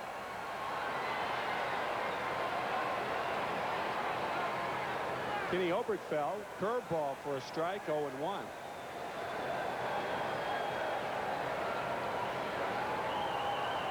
1-1 ball game, bottom of the 5th inning, and Oberkfell fouls it back, 0-2.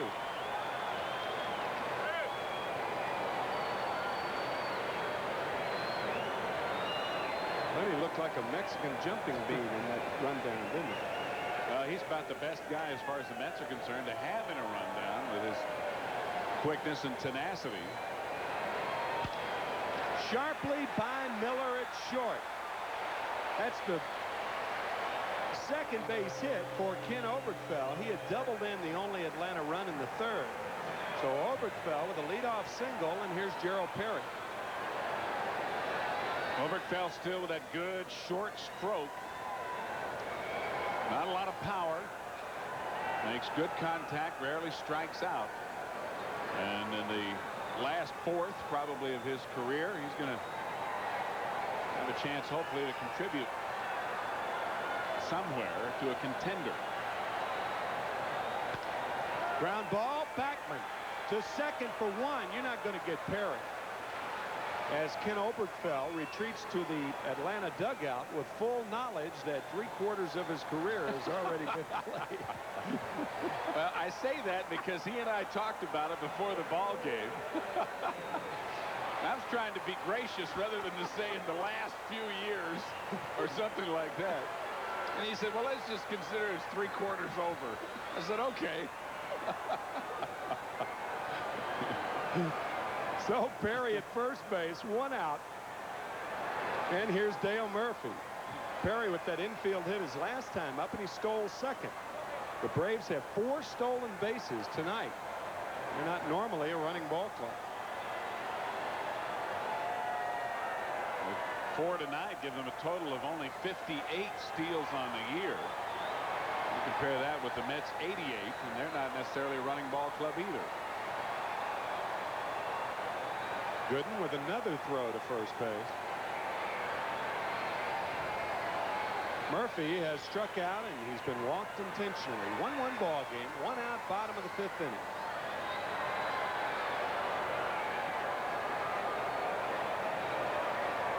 Outside, ball 1.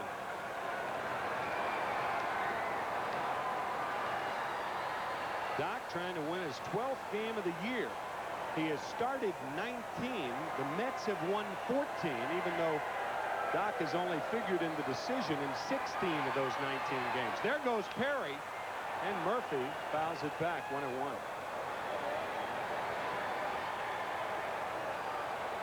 So the 3 no decisions that Gooden has this year, the Mets have won all 3, and that says something about how Gooden has performed in the other games in which he has not had decisions. He has kept the Mets in the ball game, and early in the year, the Mets got a lot of runs for Doc, but particularly in those 3 no decisions, they did not score very well for him at all, and of course they haven't scored much lately. Perry going again, the throw, 5 stolen bases now for the Atlanta Braves. That's the second time this season they have stolen 5 in a ball game. For Gerald Perry, his 21st of the year. He got his 20th back in the 3rd inning. And again in well ahead of the throw, and Mackey Sasser has exhibited a strong arm, but as usual the doctor with that high leg kick and long delivery doesn't give any catcher much of a chance to throw anybody out, provided that base runner has better than average speed, and Gerald Perry certainly has that. Counts 2 balls and 1 strike to Dale Murphy. And Dale has waited long enough. Excellent interview with Dale that you had before the ball game, Steve. Thank you, sir. Very revealing about taking the All-Star break off instead of playing in the game, even though he wanted to. Ground ball towards short.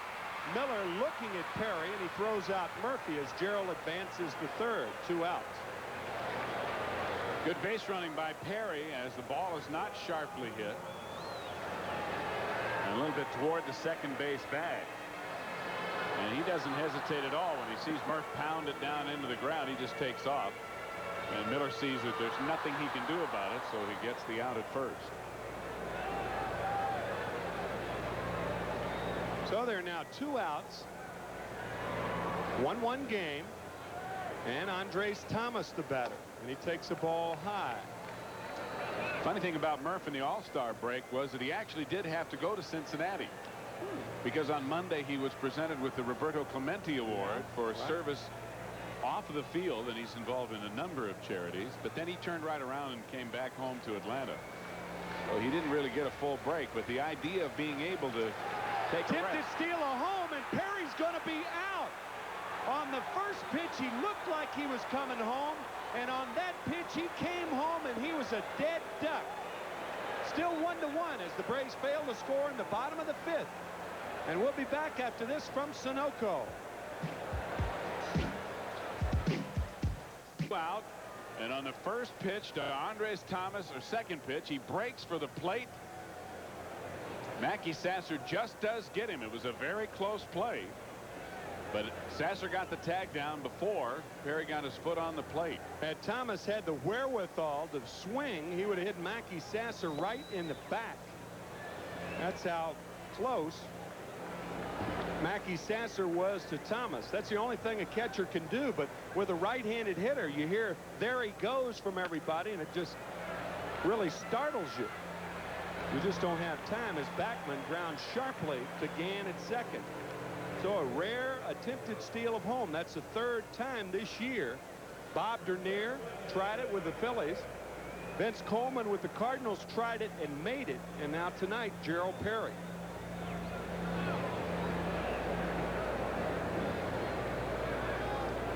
The gentleman in the glasses there is Dave Boo Ferris. He was the college coach of Barry Lions at Delta State University. As Dave Magadan takes ball 1. Talking to Boo last night. You had a chance to meet him, Steve. A very, very nice man in the College Coaches Hall of Fame. He's a gentleman, the bespectacled gentleman in the light blue shirt.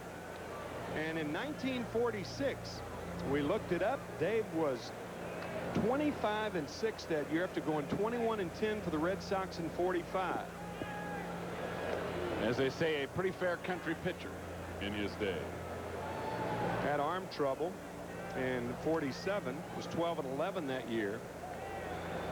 We mentioned 46 because that was the famous year where the Cardinals beat the Red Sox in 7 games, and Johnny Pesky's delayed throw as Enos Slaughter scored from first on the double by Harry Walker.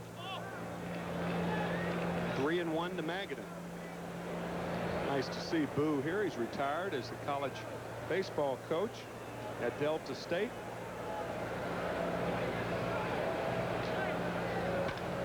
Line drive, is it fair?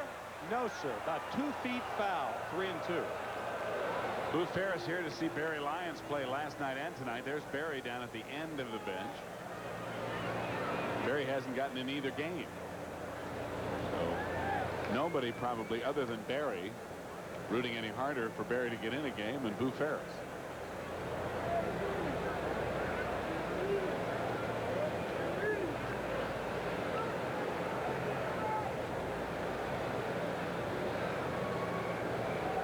pretty even.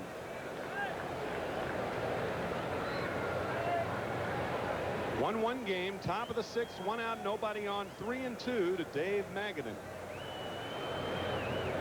And he walked him.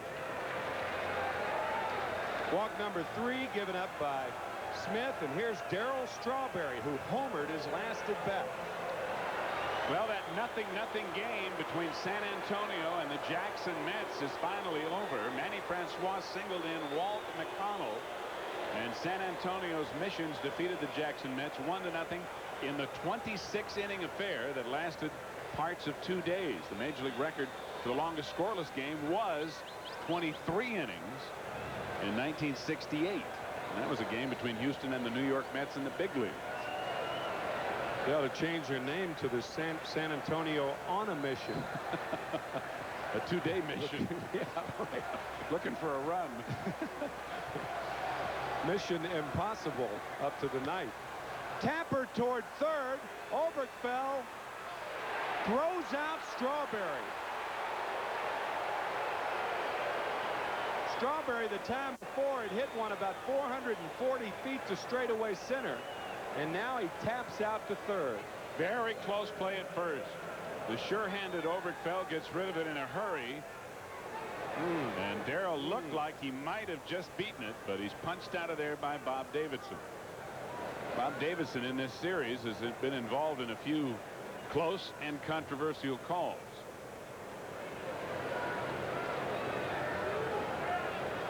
Kevin McReynolds now the batter, with Magadan at second. 2 outs, 1-1, top of the sixth.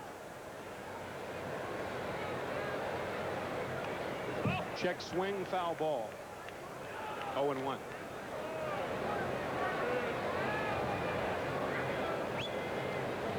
Smith 3-9. Gooden 11-5. You'd say it's a laydown. The Mets are going to win.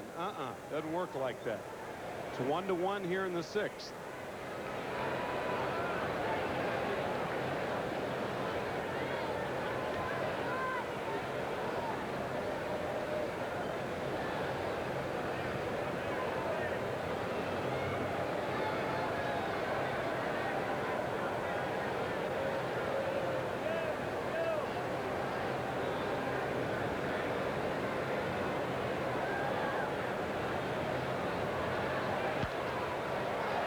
Kevin with a good rip, and he fouls it back.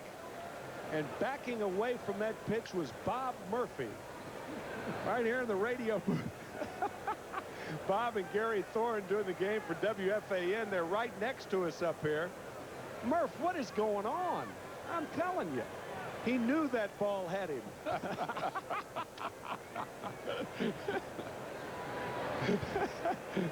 Murph said his kingdom for a glove. 0-2 to McReynolds. Just under it. Deep to left. And Renicky squeezes it. No runs, no hits, 1 left. At the end of 5 1/2, it's 1-1, and we're back after this from a great beer, Budweiser.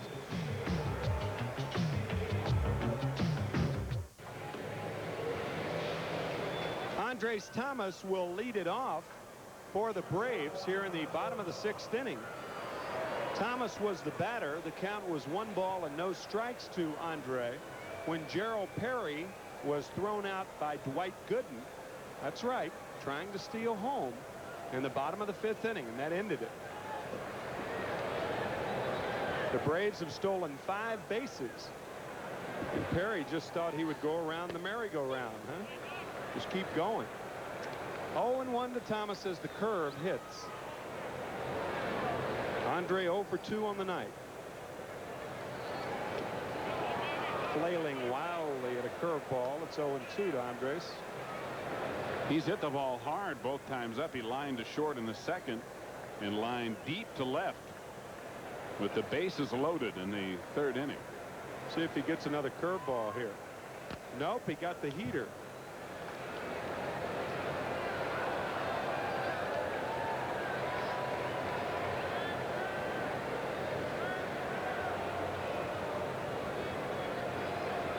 Braves scored 1 in the 3rd inning. The Mets retaliating, as they often do, with Strawberry's 23rd home run of the year. It's 1-1. And as usual, the Mets are having a real problem scoring runs without the benefit of the home run. Home run or a walk. It is a very strange offensive 2 months. That's true. Seems like walks have led to them. You don't have a lot of doubles driving in runs, no bases clearing doubles, things like that. And the Mets have not been doing something that they have done the last few years with somewhat regularity, and that's first and thirding a lot. A hanging curveball ripped down the left field line. McReynolds can throw. The throw to second. Thomas has a double.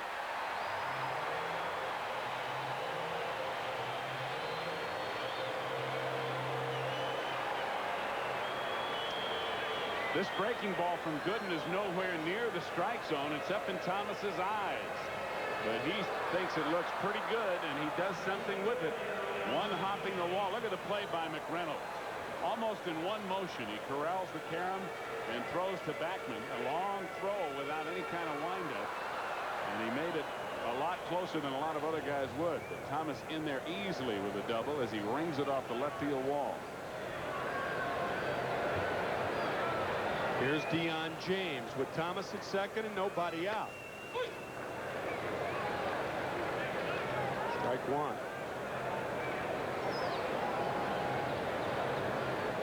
A 1-1 game. The potential go-ahead run at second base. No outs. We're in the 6th inning.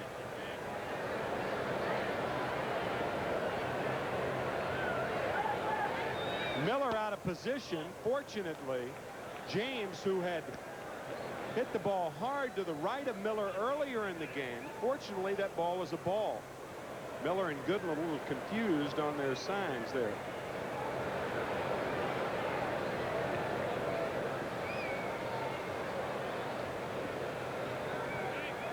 Curveball and a beauty. 1-2.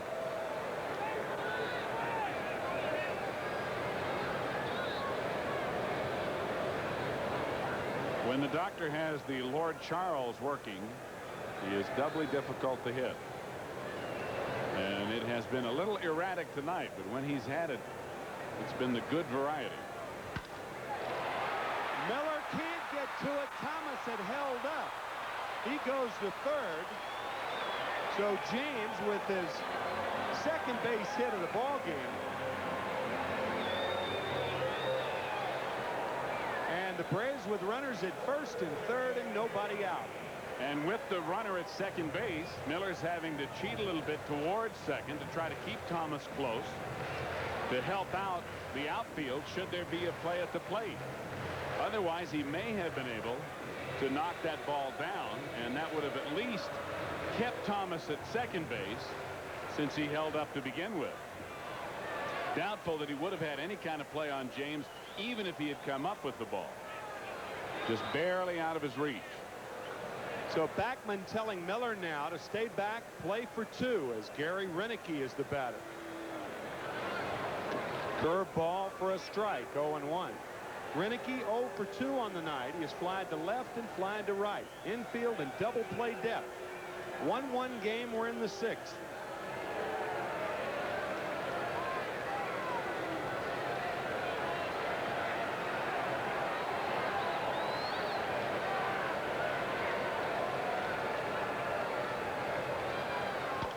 Tapper foul down the third baseline. So Renicky in the hole, 0-2. He struck out 2 in the first 2 innings. He now has 996 for his career. It's an unusual graphic, isn't it? For that fellow, it is.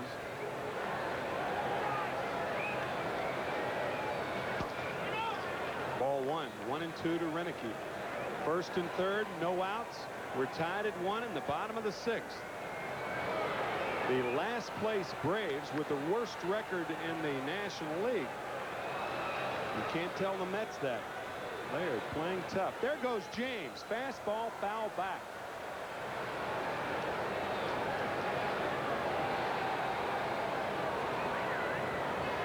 Braves on the warpath during this series. And they're playing aggressively tonight.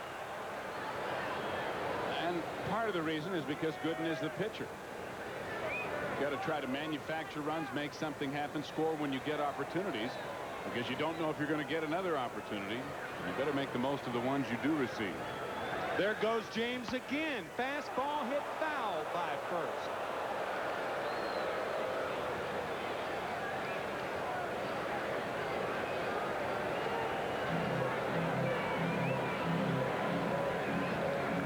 James is not going for any other reason other than to steal second. There's no staying out of the double play because the double play net's a run.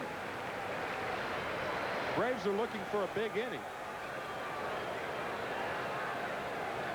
1-2 still to Renicky.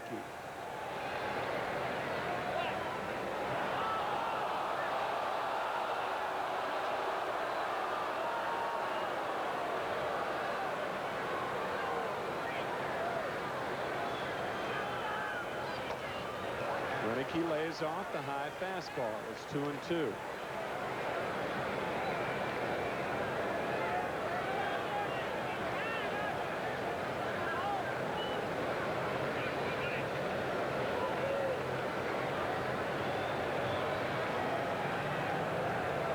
There goes James. Fastball is high, and Sasser doesn't have a play. That is the 6th stolen base of the game. 3 by James. And that ties the club record that New York has given up as the most stolen bases allowed in a game, and the 3rd time this year that they have allowed 6 stolen bases in a game. Infield halfway. Curveball got him. That's a 3rd strikeout for Gooden, and there's 1 away. The doctor going right back to the bag and taking out Lord Charles to get the strikeout, and what a location as well as a breaking ball for the outside corner. All right, the Braves don't have anybody warming up now. You got first base open. If you put Benedict on, Smith's got to hit for himself, unless you have a late call to the bullpen, and if you do that, you get Smith out of the ball game. It doesn't appear as if the Mets are going to walk him, however, as they now have the infield in all the way around. And the squeeze is on, and it's successful. Miller will go to first, and instead of squeezing the last time, Benedict squeezes in Thomas from third. 2-1 Braves.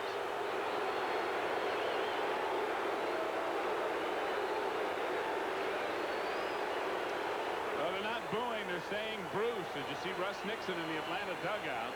Thomas breaking right away, and what a tough pitch to bunt.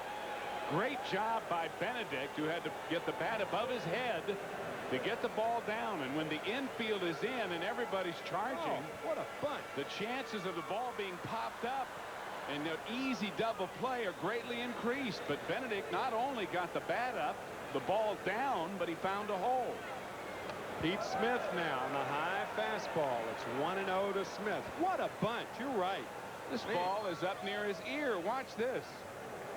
He has the bat out in front, and that's the real key. Got that bat head up and the bat out in front of him. Strike 1 to Smith. 1-1. How many times have you seen a 6-4 play with the second baseman covering first? 6-4, 1 out. We've seen it twice in this game. We saw 1-6-4 double play, but that was because Backman was covering first and Miller second earlier in the game on an attempted bunt by Smith. 2-1 to Pete. 2-2.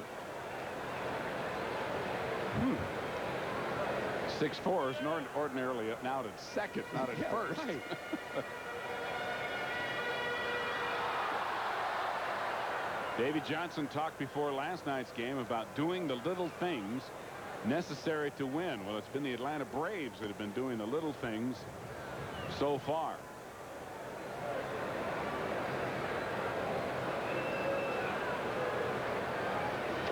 Swing and a miss. Smith out of there. 4th strikeout for Gooden, but the Braves on the board. 1 run on 2 hits, 1 left. It's 2-1 Atlanta after 6. Ralph Kiner joins Steve after this from McDonald's.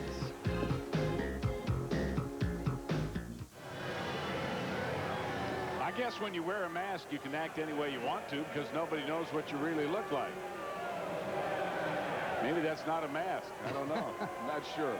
7th inning baseball here in Atlanta, and a 2-1 Braves lead, which I guess is why that guy's dancing, if that's what it is. And as we go to the 7th, back in once again, Ralph Kiner. Okay, Steve, and the Mets have managed to have 1 run in this ball game, and it was a home run by Darryl Strawberry. And what a bunt by Bruce Benedict. That pitch impossible to bunt, and he got the bat on it, and the squeeze play worked. He had all the elements working against him with the infield in and everybody charging, and a pitch that was up by his head, but he got it down, and it may turn out to be the difference in the ball game. For the Mets, it'll be Howard Johnson to lead off. Howard has walked and also singled, and the first pitch, ball 1. Giants have finally scored in that ball game. Pittsburgh leading 10-1 top of the 8th. The Pirates 2.5 games back. If the Mets lose and the Pirates win, they'll be a game and a half out. And a fastball called strike. 1 ball, 1 strike.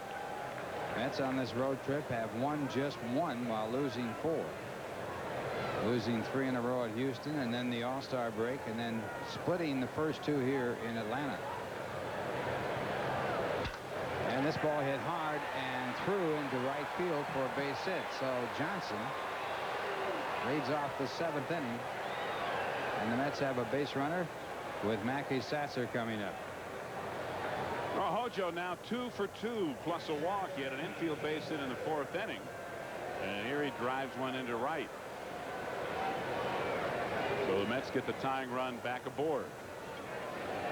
That'll bring up Mackey Sasser, who has hit the ball hard twice, but both times he has made it out. As a matter of fact, he hit into a double play in the 4th inning on a hard smash to second after rounding out hard to the second baseman his first time up. Johnson on the bag to throw over there. No chance at all.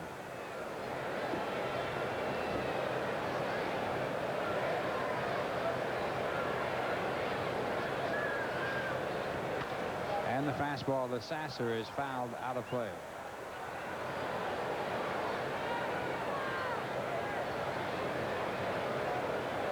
Peter Smith on the mound for Atlanta. Jose Alvarez, the right-hander, and Osamaker, the left-hander. Osamaker, the winning pitcher in last night's ball game. And a pitch out but nothing on.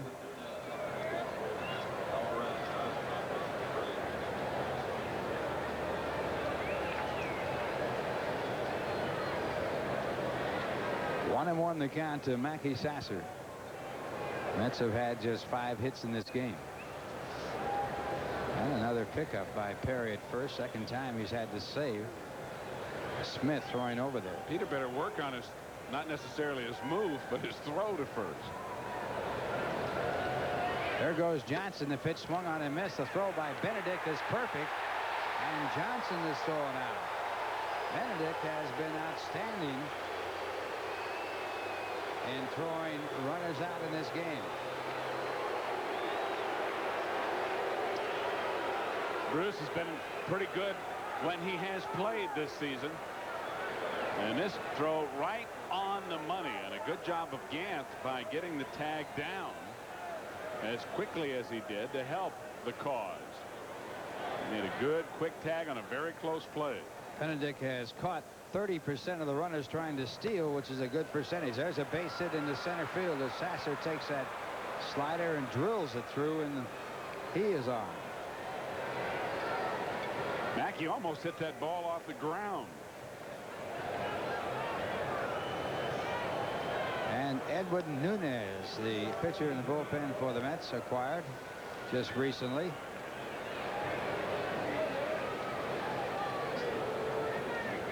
So the Mets again have a runner at first base, this time with 1 man out, and the batter will be Keith Miller. And then after Miller, it'll be a pinch hitter for the pitcher. Sammy Palazzo sending the signs in to Keith Miller, who's hit the ball hard twice, lined out to the first baseman in the second, lined out to the right fielder in the 5th.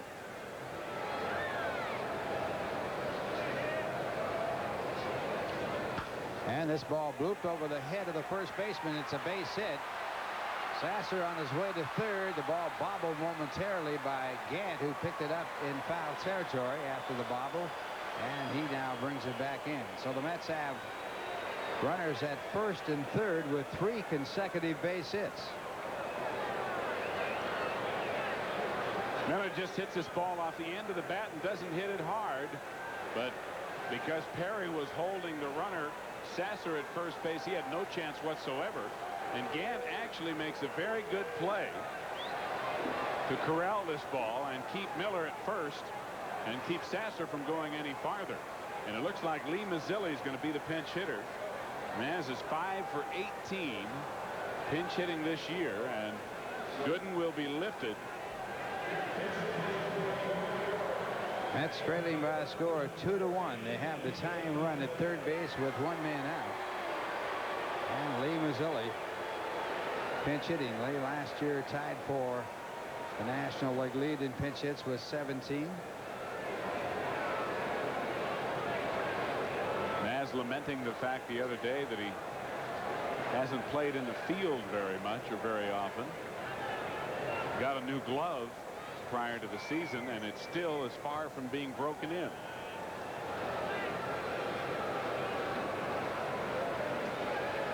Mazzilli will be batting from the left-hand side as the Mets try to get back in this game. Mazzilli, as a left-hand batter, hitting .200. He has no home runs and 6 runs batted in. Overall hitting .167 with 12 base hits, 8 runs batted in. Peter Smith on the mound.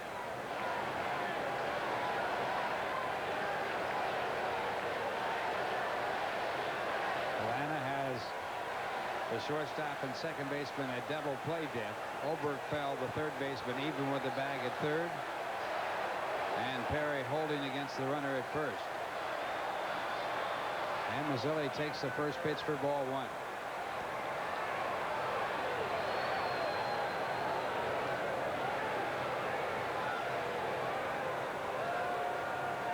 The defensive alignment for Atlanta.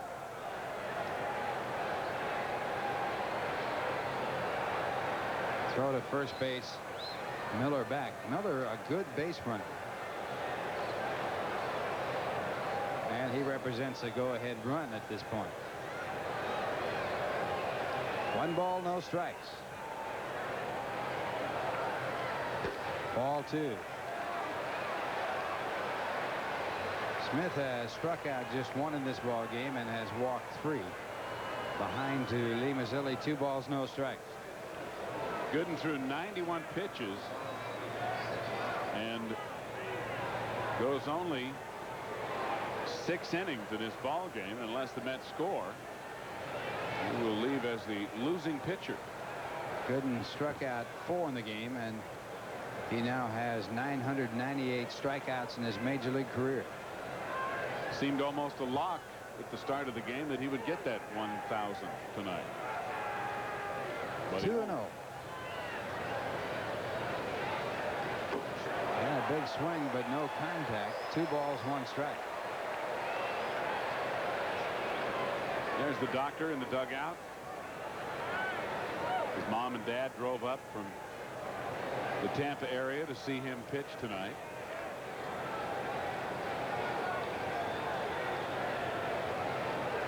Gooden still has a chance to pick up a victory in this ball game if the Mets can take the lead.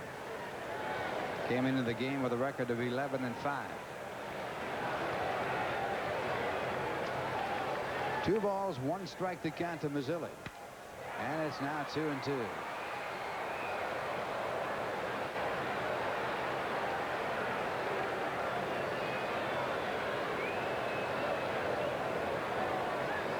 Davey Johnson seeing a 7½ game lead dissipate if the Mets lose tonight and the Pirates win and the Pirates have a big lead over the Giants. That lead will be 1½ games. And the Mets still with the best record in baseball. But Keith Hernandez is out of the lineup. And Davey has tried to diminish that fact that it has contributed to the Mets slide, but I don't think anybody is really going to buy that, especially watching the team on a regular basis. 2-2 the count. And now 3-2. So Davey, a decision here to have the runner going. They're set up at double play depth at short and second. Miller, a good base runner. Mazzilli, pretty good contact hitter. And you'd have to believe that Miller will be running with a pitch. Time run at third. Mackey Sasser, the runner there.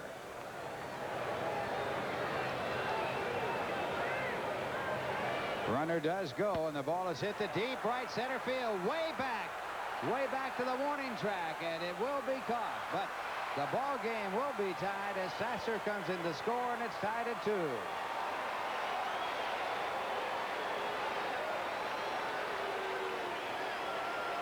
Lee Mazzilli picks up his 5th pinch hit RBI of the year and flirts with a 3-run home run as he hits it high and deep to center field. James makes the catch a step short of the warning track, and Mackey Sasser tags and virtually can walk home with the tying run. So Gooden cannot lose the game, and as you said, Ralph, he still can win it if the Mets take the lead in this inning and hold it. So the Mets coming back to tie it for the second time in this game, and it brings up Lenny Dykstra. Dykstra is 0 for 2 with a walk. And Miller draws a throw at first.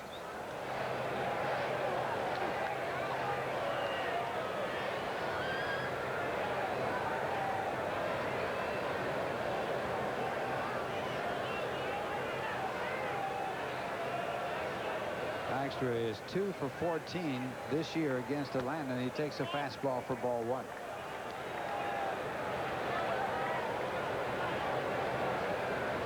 Lenny in this series 1 for 9, and his 1 base hit coming as a pinch hitter after going 0 for 6 in the first game.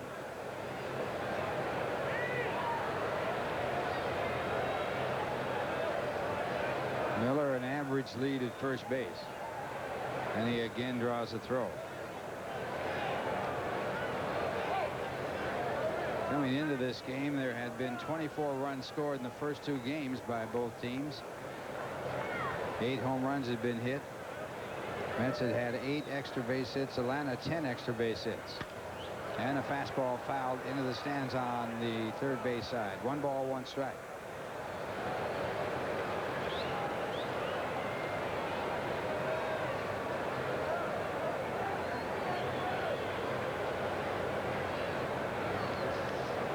Dykstra going through that series of gyrations that he goes through. And then when he throws a look down to third base coach Sam Perlazzo, it sort of interrupts his routine. As soon as he sees Sammy, what he's signaling, he goes right back into the routine without skipping a beat practically. Dykstra, the victim of a bad call at first base on a rundown play.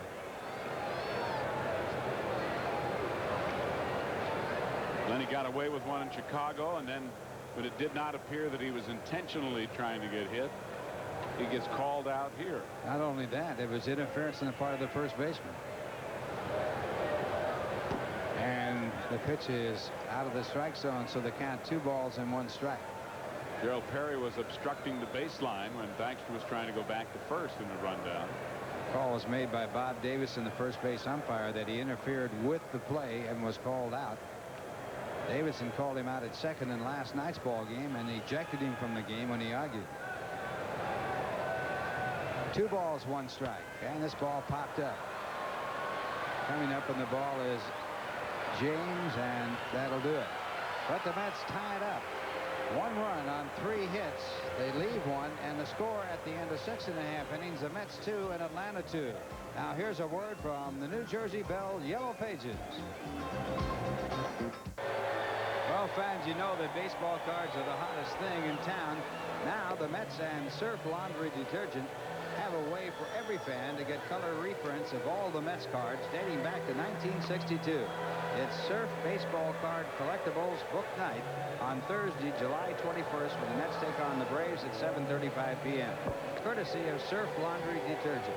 All Mets ticket information is available by calling 718-507-TIXX during regular business hours. And fans, the Equitable Old Timers Day comes to Shea July 23rd for a celebration of great moments in Mets history. The Mets Old Timers will include Tom Seaver, Tommy Agee, Cleon Jones, Rusty Staub, and Bud Harrelson. And they'll be taking on the Equitable Old Timers, including Brooks Robinson, Billy Williams, Bobby Bonds, Bert Campaneris, and Johnny Callison. That game will begin at 1:30, and then the scheduled Mets-Braves game will start at 3 o'clock. Ticket information can be had by calling 718-507-TIXX during regular business hours. And a new pitcher in the ballgame for the Mets. It is Ed Nunez. And Edwin Nunez, who is 25 years old, has been with the Seattle Mariners organization since 1979 until being traded to the New York Mets. And at Seattle this year, those were his numbers, 1 and 4 with a 7.93, 3 and 4 last year with a 3.80 earned run average in 48 relief appearances at Seattle. So the big right-hander with his first pitch is in there, a called strike. And big is right. He's 6'5", weighs about 235. When he broke into the major leagues, he was 19 years of age and was the youngest player in the major leagues at that time back in 1983. Then he tries the curveball and misses. 1 ball, 1 strike. 1985, his first full year in the major leagues, was 7-3 with 16 saves. And Ron Gant has an idea about bunting, fouls it off. 1 ball, 2 strikes. Gant 1 for 3 tonight, also with a stolen base. Gant's trying to sell Steve Ripley on the fact that he did not even attempt to bunt this ball. It didn't look like he fouled it, but he didn't get the bat back in time. And the good curveball, and Nunez strikes out his first batter as a New York Met.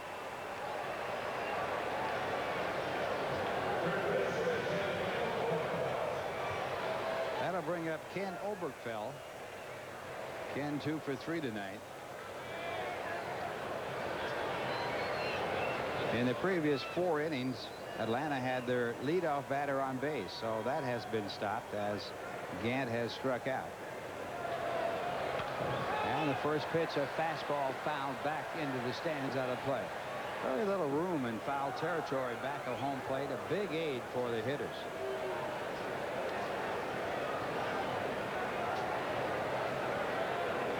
Nunez features a fastball, a slider, curveball, and a circle change, which means he holds it really from his middle finger over to his little finger, with his index finger and thumb forming a circle on the side of the ball. And the fastball right on the outside corner, strike 2. He says his 4th best pitch among all those is his slider.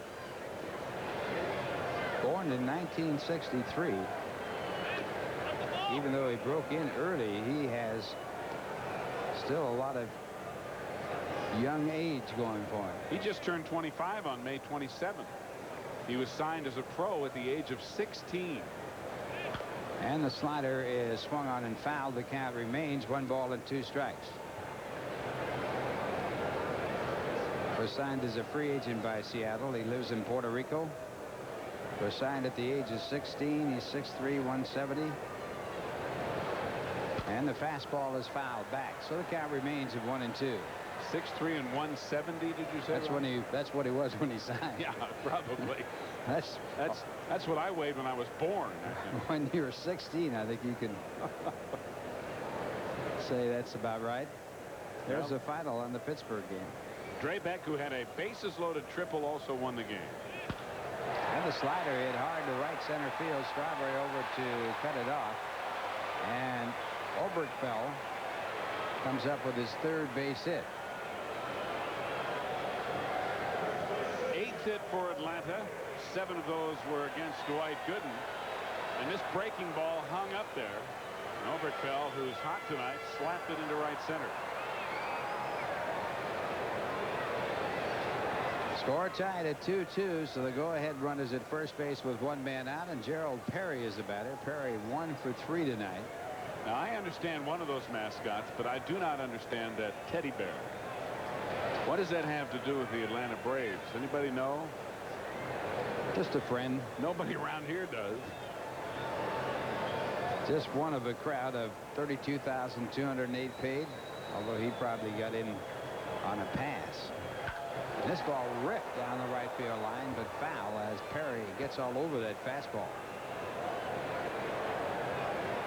Ozzie Virgil making the play in the dugout as he's there protecting Germán Jiménez, who's warming up.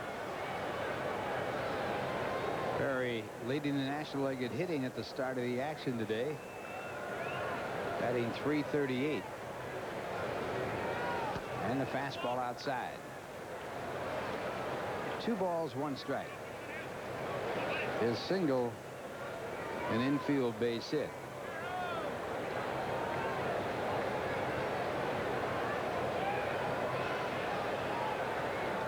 And a breaking ball just missing, and that puts the count at 3 balls and 1 strike. Well, the Braves have been running all night long. 6 stolen bases in this game. Oberkfell not fast. A runner at first. This ball hit out to right field. It's deep, but it's playable. Oberkfell halfway, and Strawberry puts it away. 2 men out. Not only was that ball deep, it was high. It was up there a long way. So a runner at first, 2-2 ball game, and Dale Murphy, who's hit 2 home runs in this series, the batter. Murphy has struck out, was walked intentionally, and has grounded out.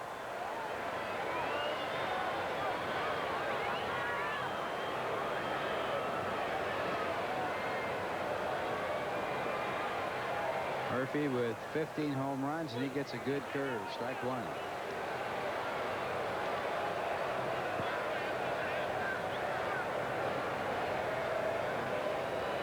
Murphy in this series is 3 for 11. And he asks for time and gets it from home plate umpire Steve Ripley. First 2 games of this series, extra innings. The first one by the Mets 9-8 in 11 innings.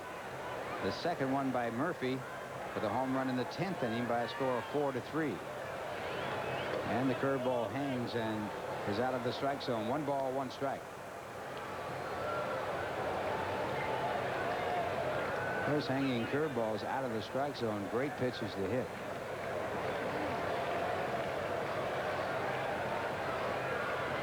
One pitch, a fastball hit to deep right field. Strawberry back in the warning track again, and he makes the play, and that ends the inning.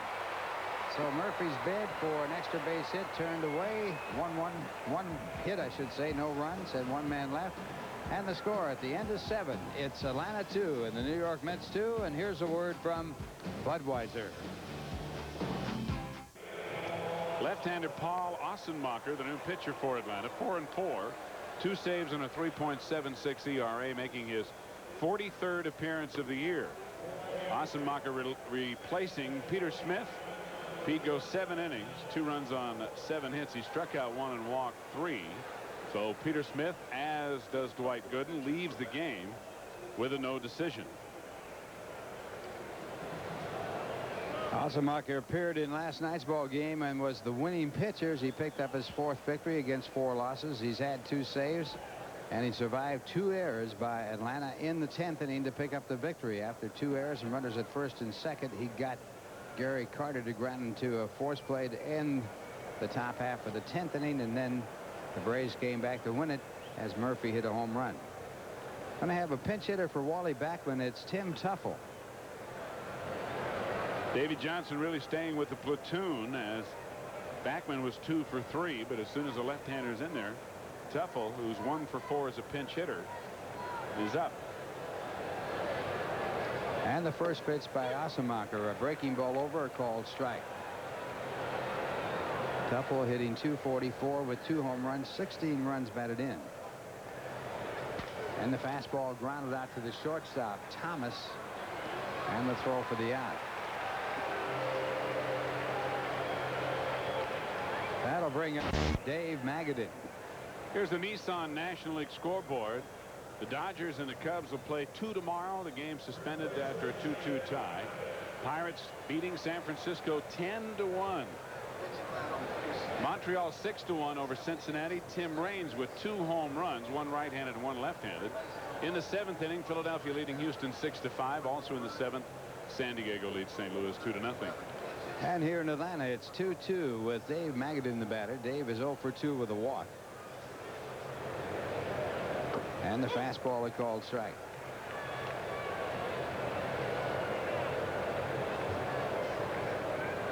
Magadan in his last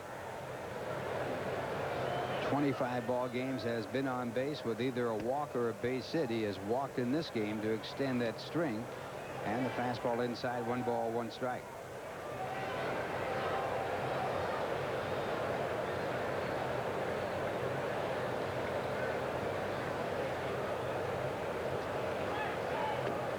And another good breaking ball. 1-2 the count. Ossenmacher tied for 2nd in the league in appearances now, making his 43rd tonight. Rob Murphy of Cincinnati starting the day with 44. Tries the breaking ball again and misses. 2-2. Last year he came up from Richmond where he had a record of 1-2 in 4 game starts. And with Atlanta, he won 1, lost 1, and saved 2 with a 5.10 ERA in 52 ball games, no starts. 2-2. And the fastball outside. Did he swing? He did not. Jerry Crawford, the third base umpire, saying that he did not go far enough. Well, we talk about this a lot. It's open to interpretation, and I know some National League umpires who would have punched out Magadan on that type of a swing, but it was apparent that Dave was trying to hold up. So it's 3-2. And this one hit right back to the middle off of the arm of Ossenmacher. Magadan to first base, and he beats the play as Gant makes a sensational try and gets the ball over to first, but not in time. And we'll see whether or not Ossenmacher was hurt on that drive. It appeared as if he got his glove up in time. Magadan just laces one right at him. And at the last instant, it looked like Ossenmacher got the back of his glove up to deflect the ball. What an effort by Gant, who tries to shovel it with his glove hand to Perry. And even though Dave Magadan does not run fast, he's able to beat it out. Great effort by Gant. Ossenmacher being looked at now by the Braves trainer, and also Russ Nixon, the manager, out. That's scary. I mean, that ball was hit like a rocket. And you could tell, even though you were looking in slow motion, and how quickly the ball comes back, by how long it took onto the slow motion replay for Ossenmacher to get his glove up. Now that's an instantaneous reaction, and it gives you an idea of how close a pitcher is to a batted ball under those circumstances. Magadan hits it right on the nose. Now look at Ossenmacher. The ball's right there before he can even start to get his glove up. Fortunately, he deflected it away from his body, and in particular his head. Might have got a piece of his pitching hand, Ralph. It looked like he had his hands together.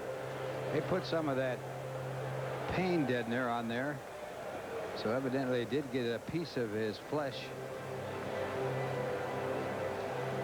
But also it appears that he will stay in the ball game. He is not hurt seriously. Dave Pursley, the trainer, wanting him now to throw some pitches to be sure that he is all right and handle the ball. What can happen sometimes, you get hit on the hand, is it doesn't really injure it, but the nerves go to sleep for a little while. You can't really feel anything. You don't have much in the way of grip or touch. So they want to be sure that he is all right, and also that he's able to hold the ball and throw it properly. So while he takes a few, we'll check out the Nissan American League scoreboard for you. Boston came back and beat Kansas City 7-6. Chicago defeated the Yankees despite a grand slam home run by Cruz 7-4. Detroit over California 10-1. Oakland beat Toronto 4-1. In the 8th inning, Minnesota leads the Orioles 4-2. In the 5th inning, the Brewers are leading the Rangers 2-0. Cleveland will be at Seattle in a game that will start in about 20 minutes.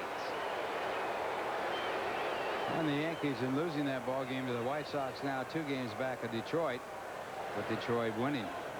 Here's Darryl Strawberry, who batted against Ossenmacher in last night's ball game and struck out. Threw him a lot of breaking balls. This time he starts him off with a fastball, and it's popped up. Benedict calling for it, and he makes the play. So Strawberry fouling out in the first pitch, 2 men away as Magadan stays at first. Good play by Benedict. Bruce really takes charge. You see Darryl uncoil, and he's a little behind the pitch, a little in on him. And this ball's up there for a while. Look at Benedict running around and getting himself in good position to make the play. It's funny how when Darryl hits in the visitor, as a visitor in a ballpark, crowd cheers when he comes up, cheers when he hits a home run, but they also cheer when he makes an out. So Darryl keeps the crowd happy regardless of what he does. It was Strawberry's home run back in the fourth that tied this ball game at 1. Now the batter's Kevin McReynolds, and he swings at a fastball and fouls it back out of play. Kevin 0 for 3 in tonight's ball game. Came into the game in this series 6 for 11 with 2 home runs. He has hit home runs in his last 3 ball games. The Mets record is 4. And that has been done 4 times. The last time by Dave Kingman. 1 strike to count to Kevin McReynolds. Tie ball game. The Mets with a runner at first. It's 2-2. 2 men out. Top half of the 8th inning.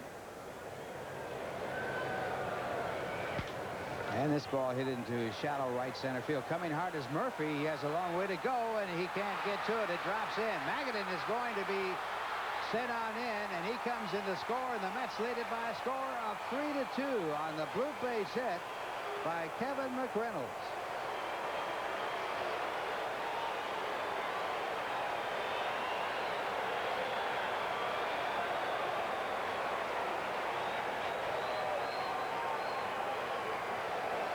McReynolds doesn't get all of it, hits it off the end of the bat, but Murphy, playing deep in right field, has a long way to go, and you can tell that Deion James had no chance to get there. He wasn't even coming hard.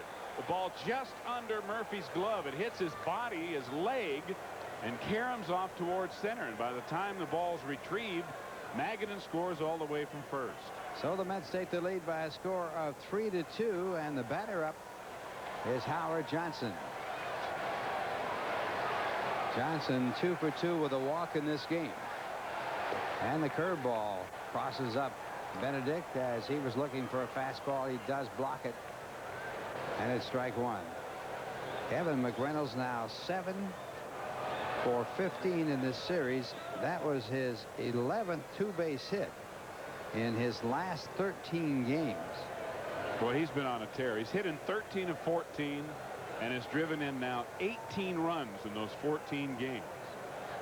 He's had 5 home runs and those 18 RBIs. To count 1 strike on Howard Johnson, and the breaking ball catches the outside corner, strike 2. You know, Ralph, you go down the statistics, you look at the notes and all of the things that individual players like McReynolds and Strawberry and Johnson are doing, and you find it hard to believe that the Mets just aren't scoring very many runs, but they aren't. Even with all the production they're getting out of certain players in the lineup. Now 2 strikes. Ossenmacher working to Johnson, and the fastball knocks him away from the plate. 1-2. Standard policy on the part of Ossenmacher and Benedict. Breaking ball away. They get the outside corner. They get Johnson looking outside, and then come right back high and tight to get his attention and keep that outside corner to their liking. So it's 1-2, and again he tries for the outside corner with the breaking ball and misses. 2 balls, 2 strikes.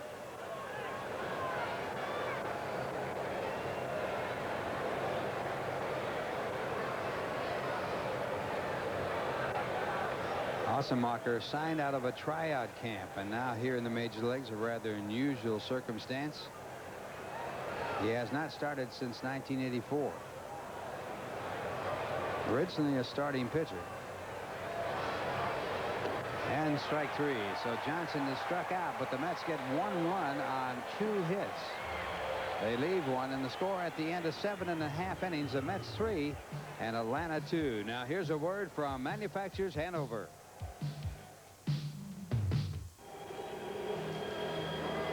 Roger McDowell on the mound for the Mets, replacing Nunez. And Roger with a record of 4 wins, 2 losses. He's had 8 saves. Earned run average of 2.41. He's walked 22, struck out 22, given up 45 hits in 56 innings. He appeared in the first game of this doubleheader, I should say, of this series. And he worked 3 innings, giving up 1 run on 2 hits. So Roger McDowell replacing Nunez. And once again, as you look at Tim Teufel taking over at second base as a pinch hitter for Wally Backman, it is Steve Zabriskie. Thanks, Ralphie. Here's Andres Thomas, who's going to lead it off in the 8th inning for Atlanta. Mets now leading by 1. Thomas 1 for 3, doubled and scored in the 6th inning, scoring Atlanta's 2nd run. He is lined out hard his other 2 times up. And with that double in the 6th, he has a modest 5-game hitting streak going. Thomas, James, and Renicky scheduled here. And a line drive by McDowell, a base hit into center field. So the Braves come right back, and Thomas, who led off the 6th with a base hit, leads off the 8th with a base hit. Well, in 5 of the last 6 innings, Atlanta's had their leadoff batter on base. Thomas hits the first pitch by Roger into center field, and he represents the tying run at first base with no one out in the bottom half of the 8th inning. Kevin Elster is also into the game for New York at shortstop. He will bat 9th. It doesn't make any sense, because that means that Keith Miller is out of the game. And that would mean that McDowell would have to bat 8th. So we'll have to check that. James to bunt, fouls it off. Strike 1. Dion 2 for 3, reached on an error and had 2 singles. He's had 3 stolen bases. Stolen second twice and third once, and he wants third base coach Bobby Wine to give him the signs again.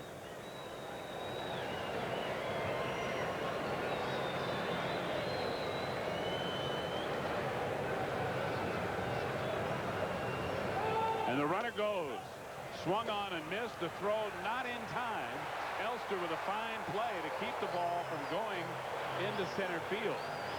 But Andres Thomas with a big jump and a stolen base, the 7th of the game for Atlanta. And only the 3rd stolen base for Andres Thomas. A throw by Sasser. And a great play by Elster to come up with the ball and almost make the tag for the out. There it is on the replay. The ball gunned down there by Sasser, but a big jump by Thomas. So the Mets have given up 7 stolen bases in a game for the first time this year. That is a new club record. Grounded to first, Magadan to first. Thomas crosses to third, and he is there now with 1 out.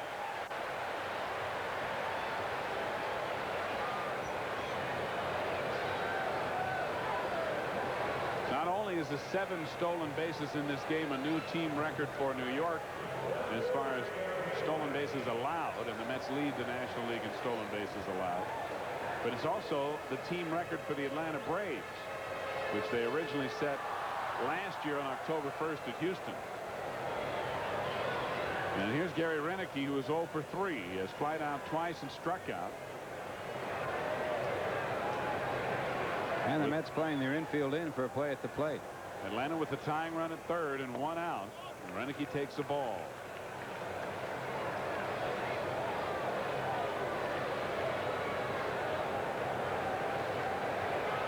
Three to 2, New York leading in the bottom of the 8th inning. Thomas at 3rd with 1 away. Grounded foul, and the count 1-1 to Gary Renicky. Randy Myers was used in the first 2 games of this series.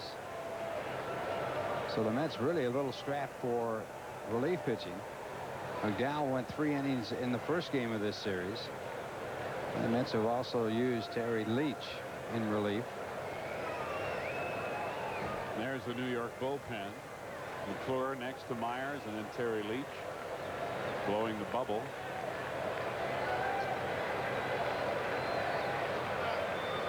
Right in there.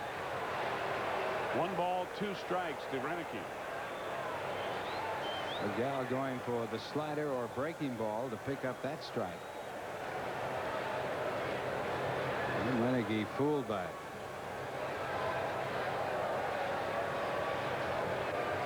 So Roger out in front. He dearly loved the big strikeout here. Sinker low and inside makes it 2-2.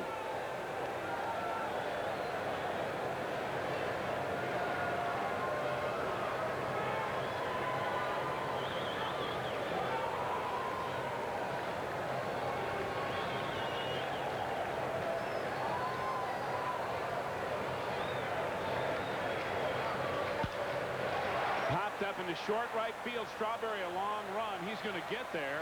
Thomas bluffs coming.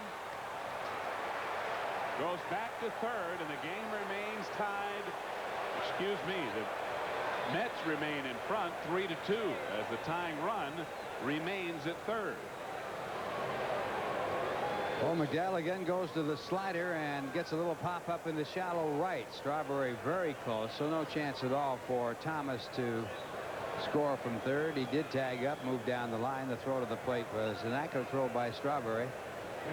And now with 2 men out and a runner at third, the batter scheduled to be Bruce Benedict, but we're going to have a pinch hitter. Ted Simmons is going to pinch hit. And Simmons, who picked up his first pinch hit of the year in last night's ball game, is now 1 for 17 as a pinch hitter, as the infielders now huddle around Roger McDowell. The tying run for Atlanta at third with 2 out in the bottom of the 8th inning. Simmons, one of the top players in the major leagues over the years. He has been an outstanding hitter. And he got his first pinch hit, as Steve said, yesterday.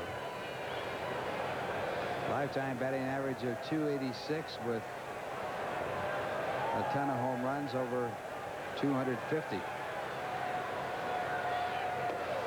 The sinker low for ball 1.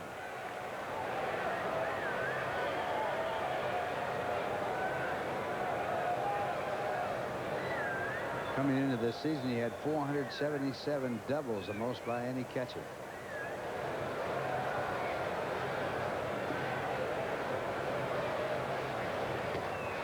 On the corner. 1 ball, 1 strike. The Met infield, of course, has moved back now with 2 out. But Johnson still playing even with the bag at third.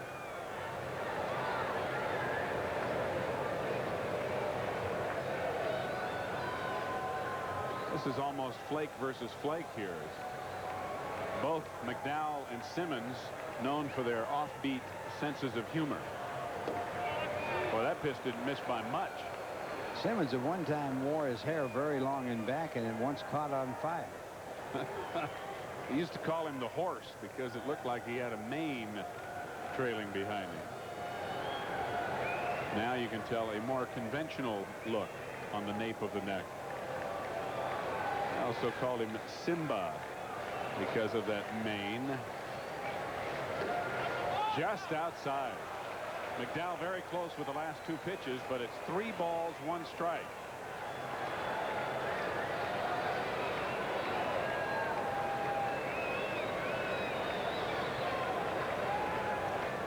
You can tell that Simba's handled Mets pitching quite well over his long career.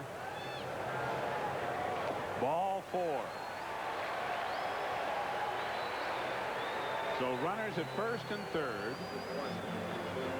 And Jim Morrison will pinch hit for Paul Ausenmacher.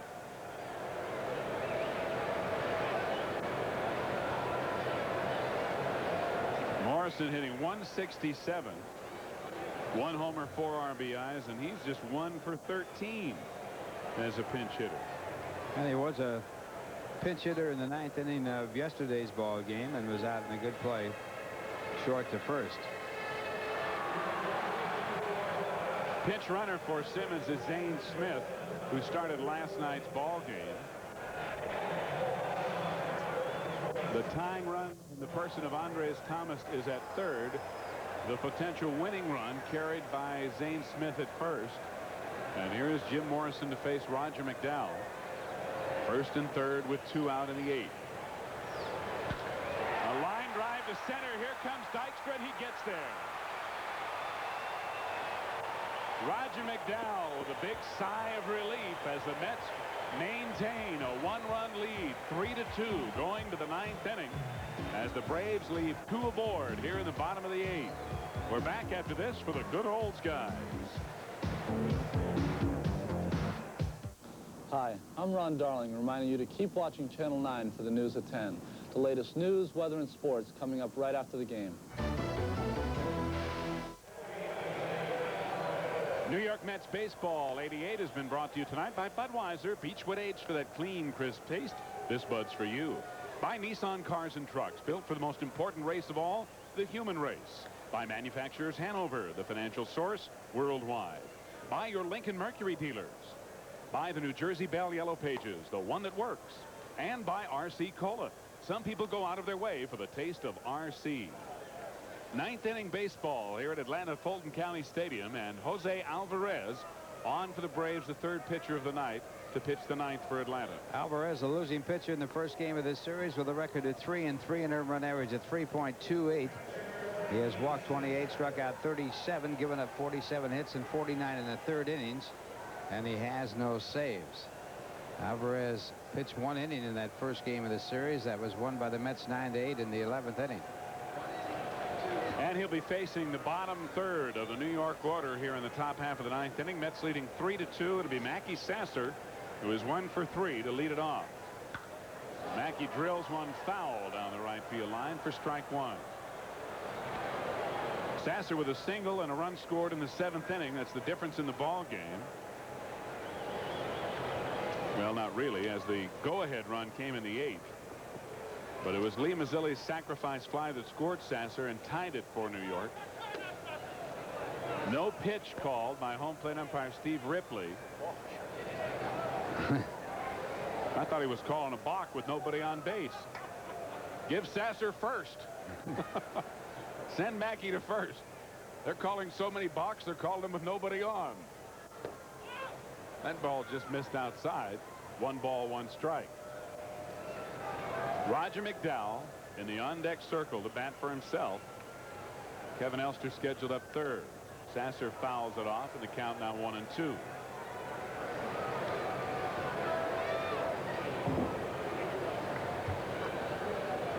Alvarez is the 4th oldest rookie pitcher in Major League history. Who was the oldest? Satchel Paige. Good curveball. Punches out Sasser. 1 out here in the 9th inning.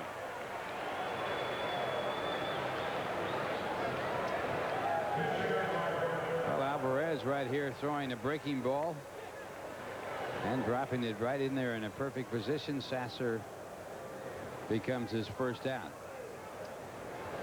Well, Roger McDowell batting 2nd in the inning, and it makes sense now that I think about it, and I wondered why he would be batting 8th and Elster batting 9th, but had Sasser gotten aboard, then McDowell would be up there in a situation to bunt. So when you look at it that way, I guess it makes more sense than having him hit 3rd in the inning. Roger hadn't done too bad a job either. He's hitting .500, 3 for 6. But he's behind here 0-2 now to Jose Alvarez. Maybe batting .500, they should have hit him 3rd. That breaking ball stays inside. 1 ball, 2 strikes. 1 out, top of the 9th, nobody on, and New York leading 3-2. Strike 3. Alvarez has struck out the first 2 hitters here in the 9th inning. And he gets both of the hitters with the same pitch, a breaking ball.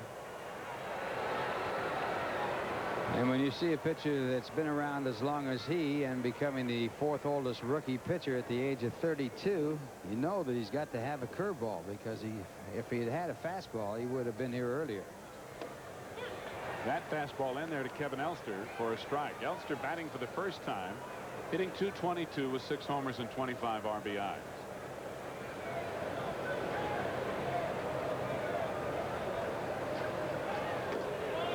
Curveball stays high. 1 ball, 1 strike. Looking to the bottom of the 9th. The top of the order for Atlanta. Gant, Oberkfell, and Perry. Low and away. 2-1.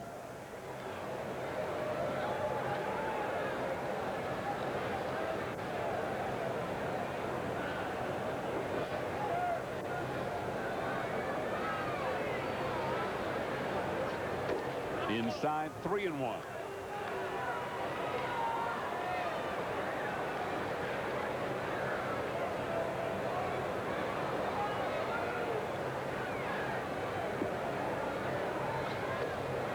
Ball 4. So after striking out the first 2 batters, Alvarez walks Elster on 5 pitches. And Len Dykstra will be up for the 5th time. He is 0 for 3 plus a walk.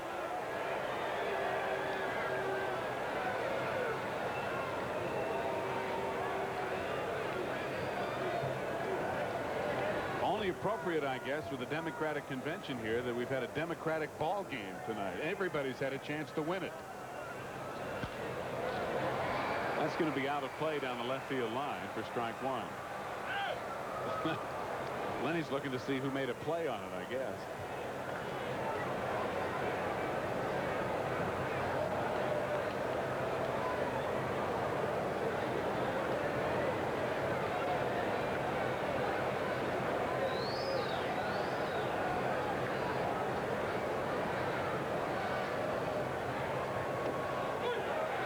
Strike called, so it's 0-2.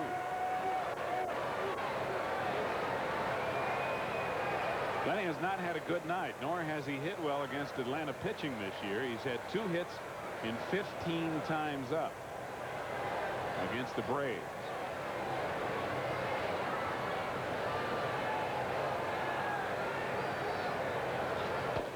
The fastball is high. 1 ball, 2 strikes.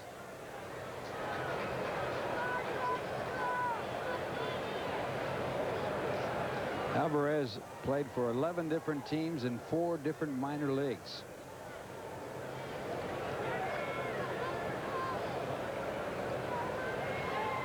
Breaking ball slapped up the middle for a base hit. Elster will stop at second as James overruns the ball. He goes to third. The error will be charged to Dion James, allowing Elster to go to third. First error of the night against Atlanta, and their 87th of the year.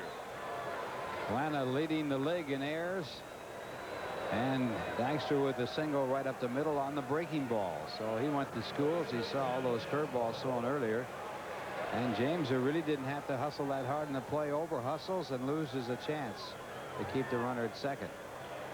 So first and third for New York. Still 2 out for Tim Tuffle, who grounded to short his first time up in the 8th inning. Fake to third and fake to first. Good. Fake their cameraman. Gooden tried it earlier. It never works, no matter who tries it. I wonder if that play works in Little League. It's been used there a few times. I wish it would stay there. Another good breaking ball. Strike 1. 0-1 to Tuffle.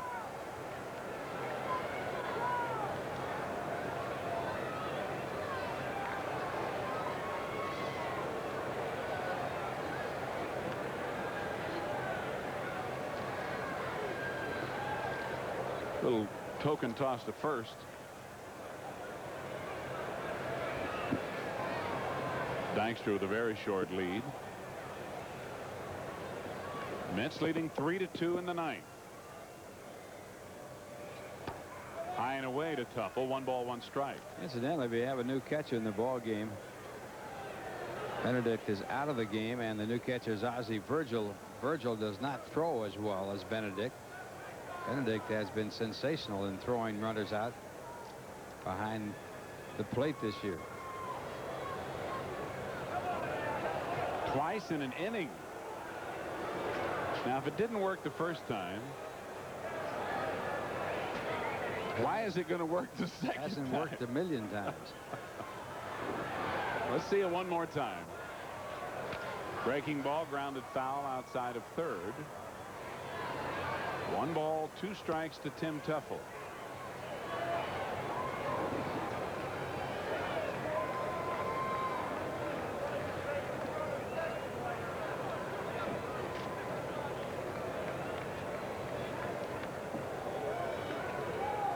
Alvarez was originally selected by Atlanta, then they let him go. Now they got him back. Teufel goes after a pitch out of the strike zone, a high fastball. Alvarez strikes out the side, but in between gives up a base hit and a walk, and the Mets leave them both. So we go to the bottom of the 9th with New York leading by 1 after this for Southwestern Bell.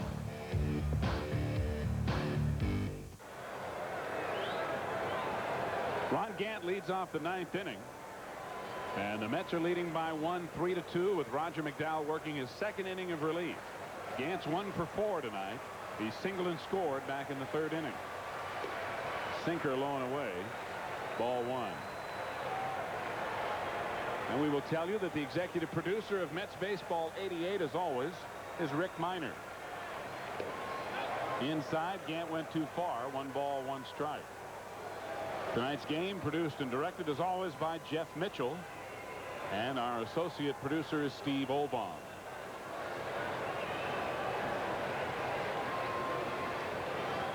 One and one.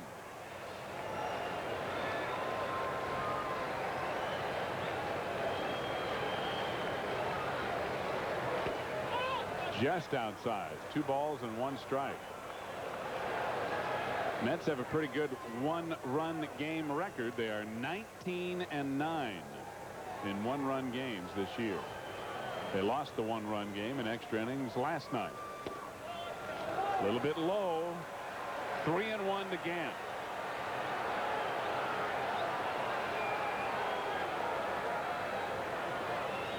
Roger takes a moment to regroup as he steps off the back of the mound.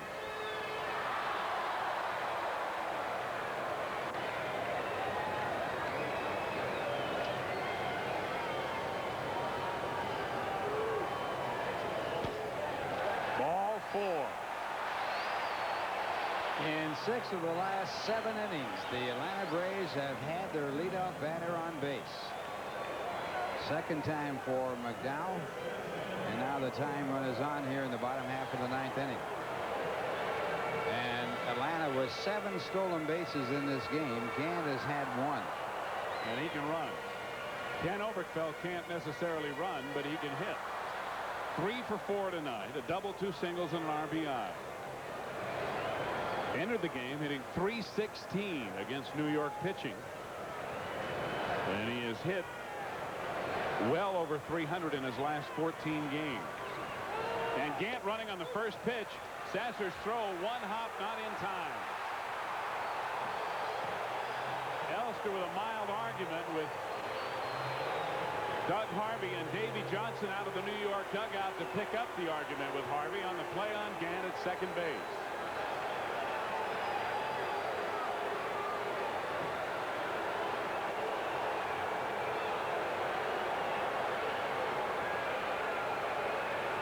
Well, Elster makes an outstanding pickup of the throw in the dirt, and the Mets think that they have thrown him out. Here's the 1 hop and the tag, and they got him. But the fact that the ball was in the dirt evidently swayed the decision by Doug Harvey. Here's Elster taking the 1 hop throw and putting the ball down in the tag, and it appears that they got him at second base.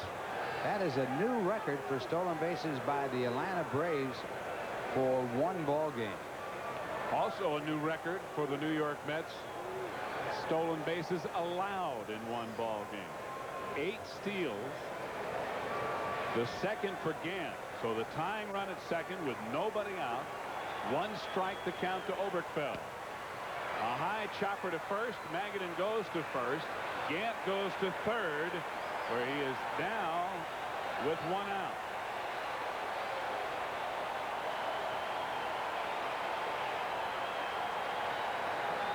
And the National League's leading batter coming up. Gerald Perry, 1 for 4 tonight. Started the evening hitting .338. He's now hitting .337. to lead the National League. Andres Galarraga, second, starting tonight at 336.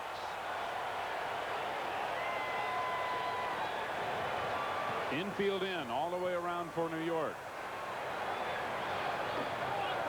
High, ball one.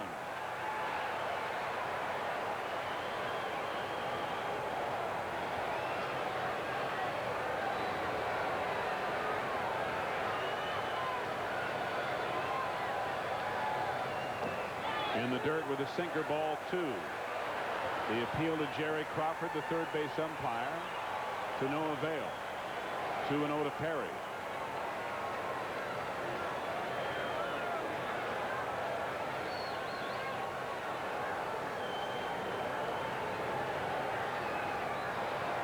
Four times in this game, Atlanta's had their leadoff batter on and stolen second base with no one out. The sinker fouled off. 2 balls, 1 strike. Perry with his base hit. You see what he's done with runners in scoring position. That leads the Braves. With his infield base hit in the second, he's now hit an 8 of the last 9. Ron Gant carrying the tying run at third with 1 out here in the bottom of the 9th inning.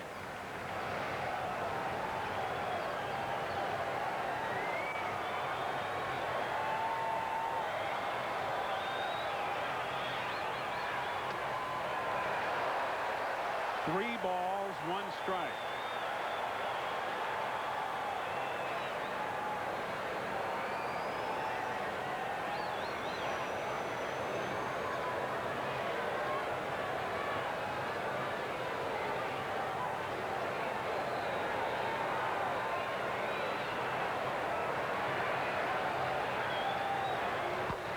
A high chopper.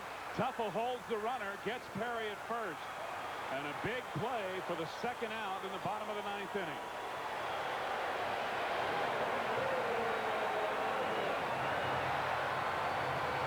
Well, this is a big pitch right here. McDowell with the pitch in the strike zone is topped out to Tuffle, who holds the runner at third, picks up the out, and now the Braves are down to their last out with Dale Murphy, the batter. Murphy won the ball game in the 10th inning with a home run last night. Roger McDowell going to the slider, as Tim McCarver pointed out.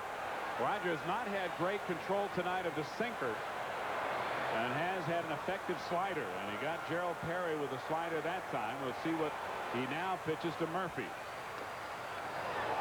It's a little bit high. Ball 1 to Murph. Starts him off with a sinking fastball, but he got it up. Dangerous pitch. Murphy's 0 for 3 tonight. He has struck out, grounded out, and fly deep to right. He was intentionally walked back in the 3rd inning as well.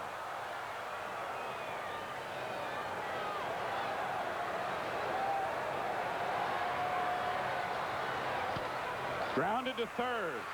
Johnson with a long throw in time, and the Mets win it 3-2. Roger McDowell pitches out of a jam in the 8th, a jam in the 9th, and the Mets hold on to win another 1-run ball game. They are now 20-9 in 1-run games, and in doing so, they maintain a 2.5-game lead over the streaking Pittsburgh Pirates, who won their ball game 10-1 today. Roger McDowell picks up his 9th save of the year. The losing pitcher, Paul Ossenmacher of Atlanta, who pitched the 8th inning, is now 4-5. We'll be back with a final word from Atlanta, where the Mets have won it 3-2 after this for Budweiser. Coming up next on a late edition of the News at 10, delegates are gathering tonight for the Democratic National Convention. And there's a power meeting going on tonight between Jesse Jackson and the Michael Dukakis camp. It's another sweltering summer weekend, and some of our area beaches still have medical waste washing up on them. We'll tell you which ones are safe. Plus, Billy Martin back at Yankee Stadium. Well, today anyway. And Hot Dog will show you some amazing Frisbee players with 4 feet. Stay with us. Here are the final totals for New York. 3 runs, 10 hits, 1 error. The Braves with 2 runs, 9 hits, and 1 error. Edwin Nunez, in his National League debut, picks up the win, pitching the 7th inning for New York. He is 1-0. Roger McDowell with 2 innings of relief, his 9th save of the year, and the losing pitcher for Atlanta, Paul Ossenmacher, is now 4-5 on the year. This is Steve Zabriskie for Ralph Kiner and Tim McCarver, and remind you that the Budweiser player of the game is Kevin McReynolds, who had a big game-winning RBI with a base hit in the 8th inning to drive in Dave Magadan and give the Mets their 3-2 victory. Kevin McReynolds, the Budweiser player of the game. A reminder to be with us again tomorrow afternoon when the Mets take on the Atlanta Braves again right here on WWOR. We'll be on the air tomorrow at 2 o'clock Eastern Time. The announcers on the preceding telecast were approved and contracted for by Sterling Doubleday Enterprises. And Mets Baseball is a production of Channel 9 Sports. Until tomorrow afternoon in hot and muggy Atlanta, good evening, everybody.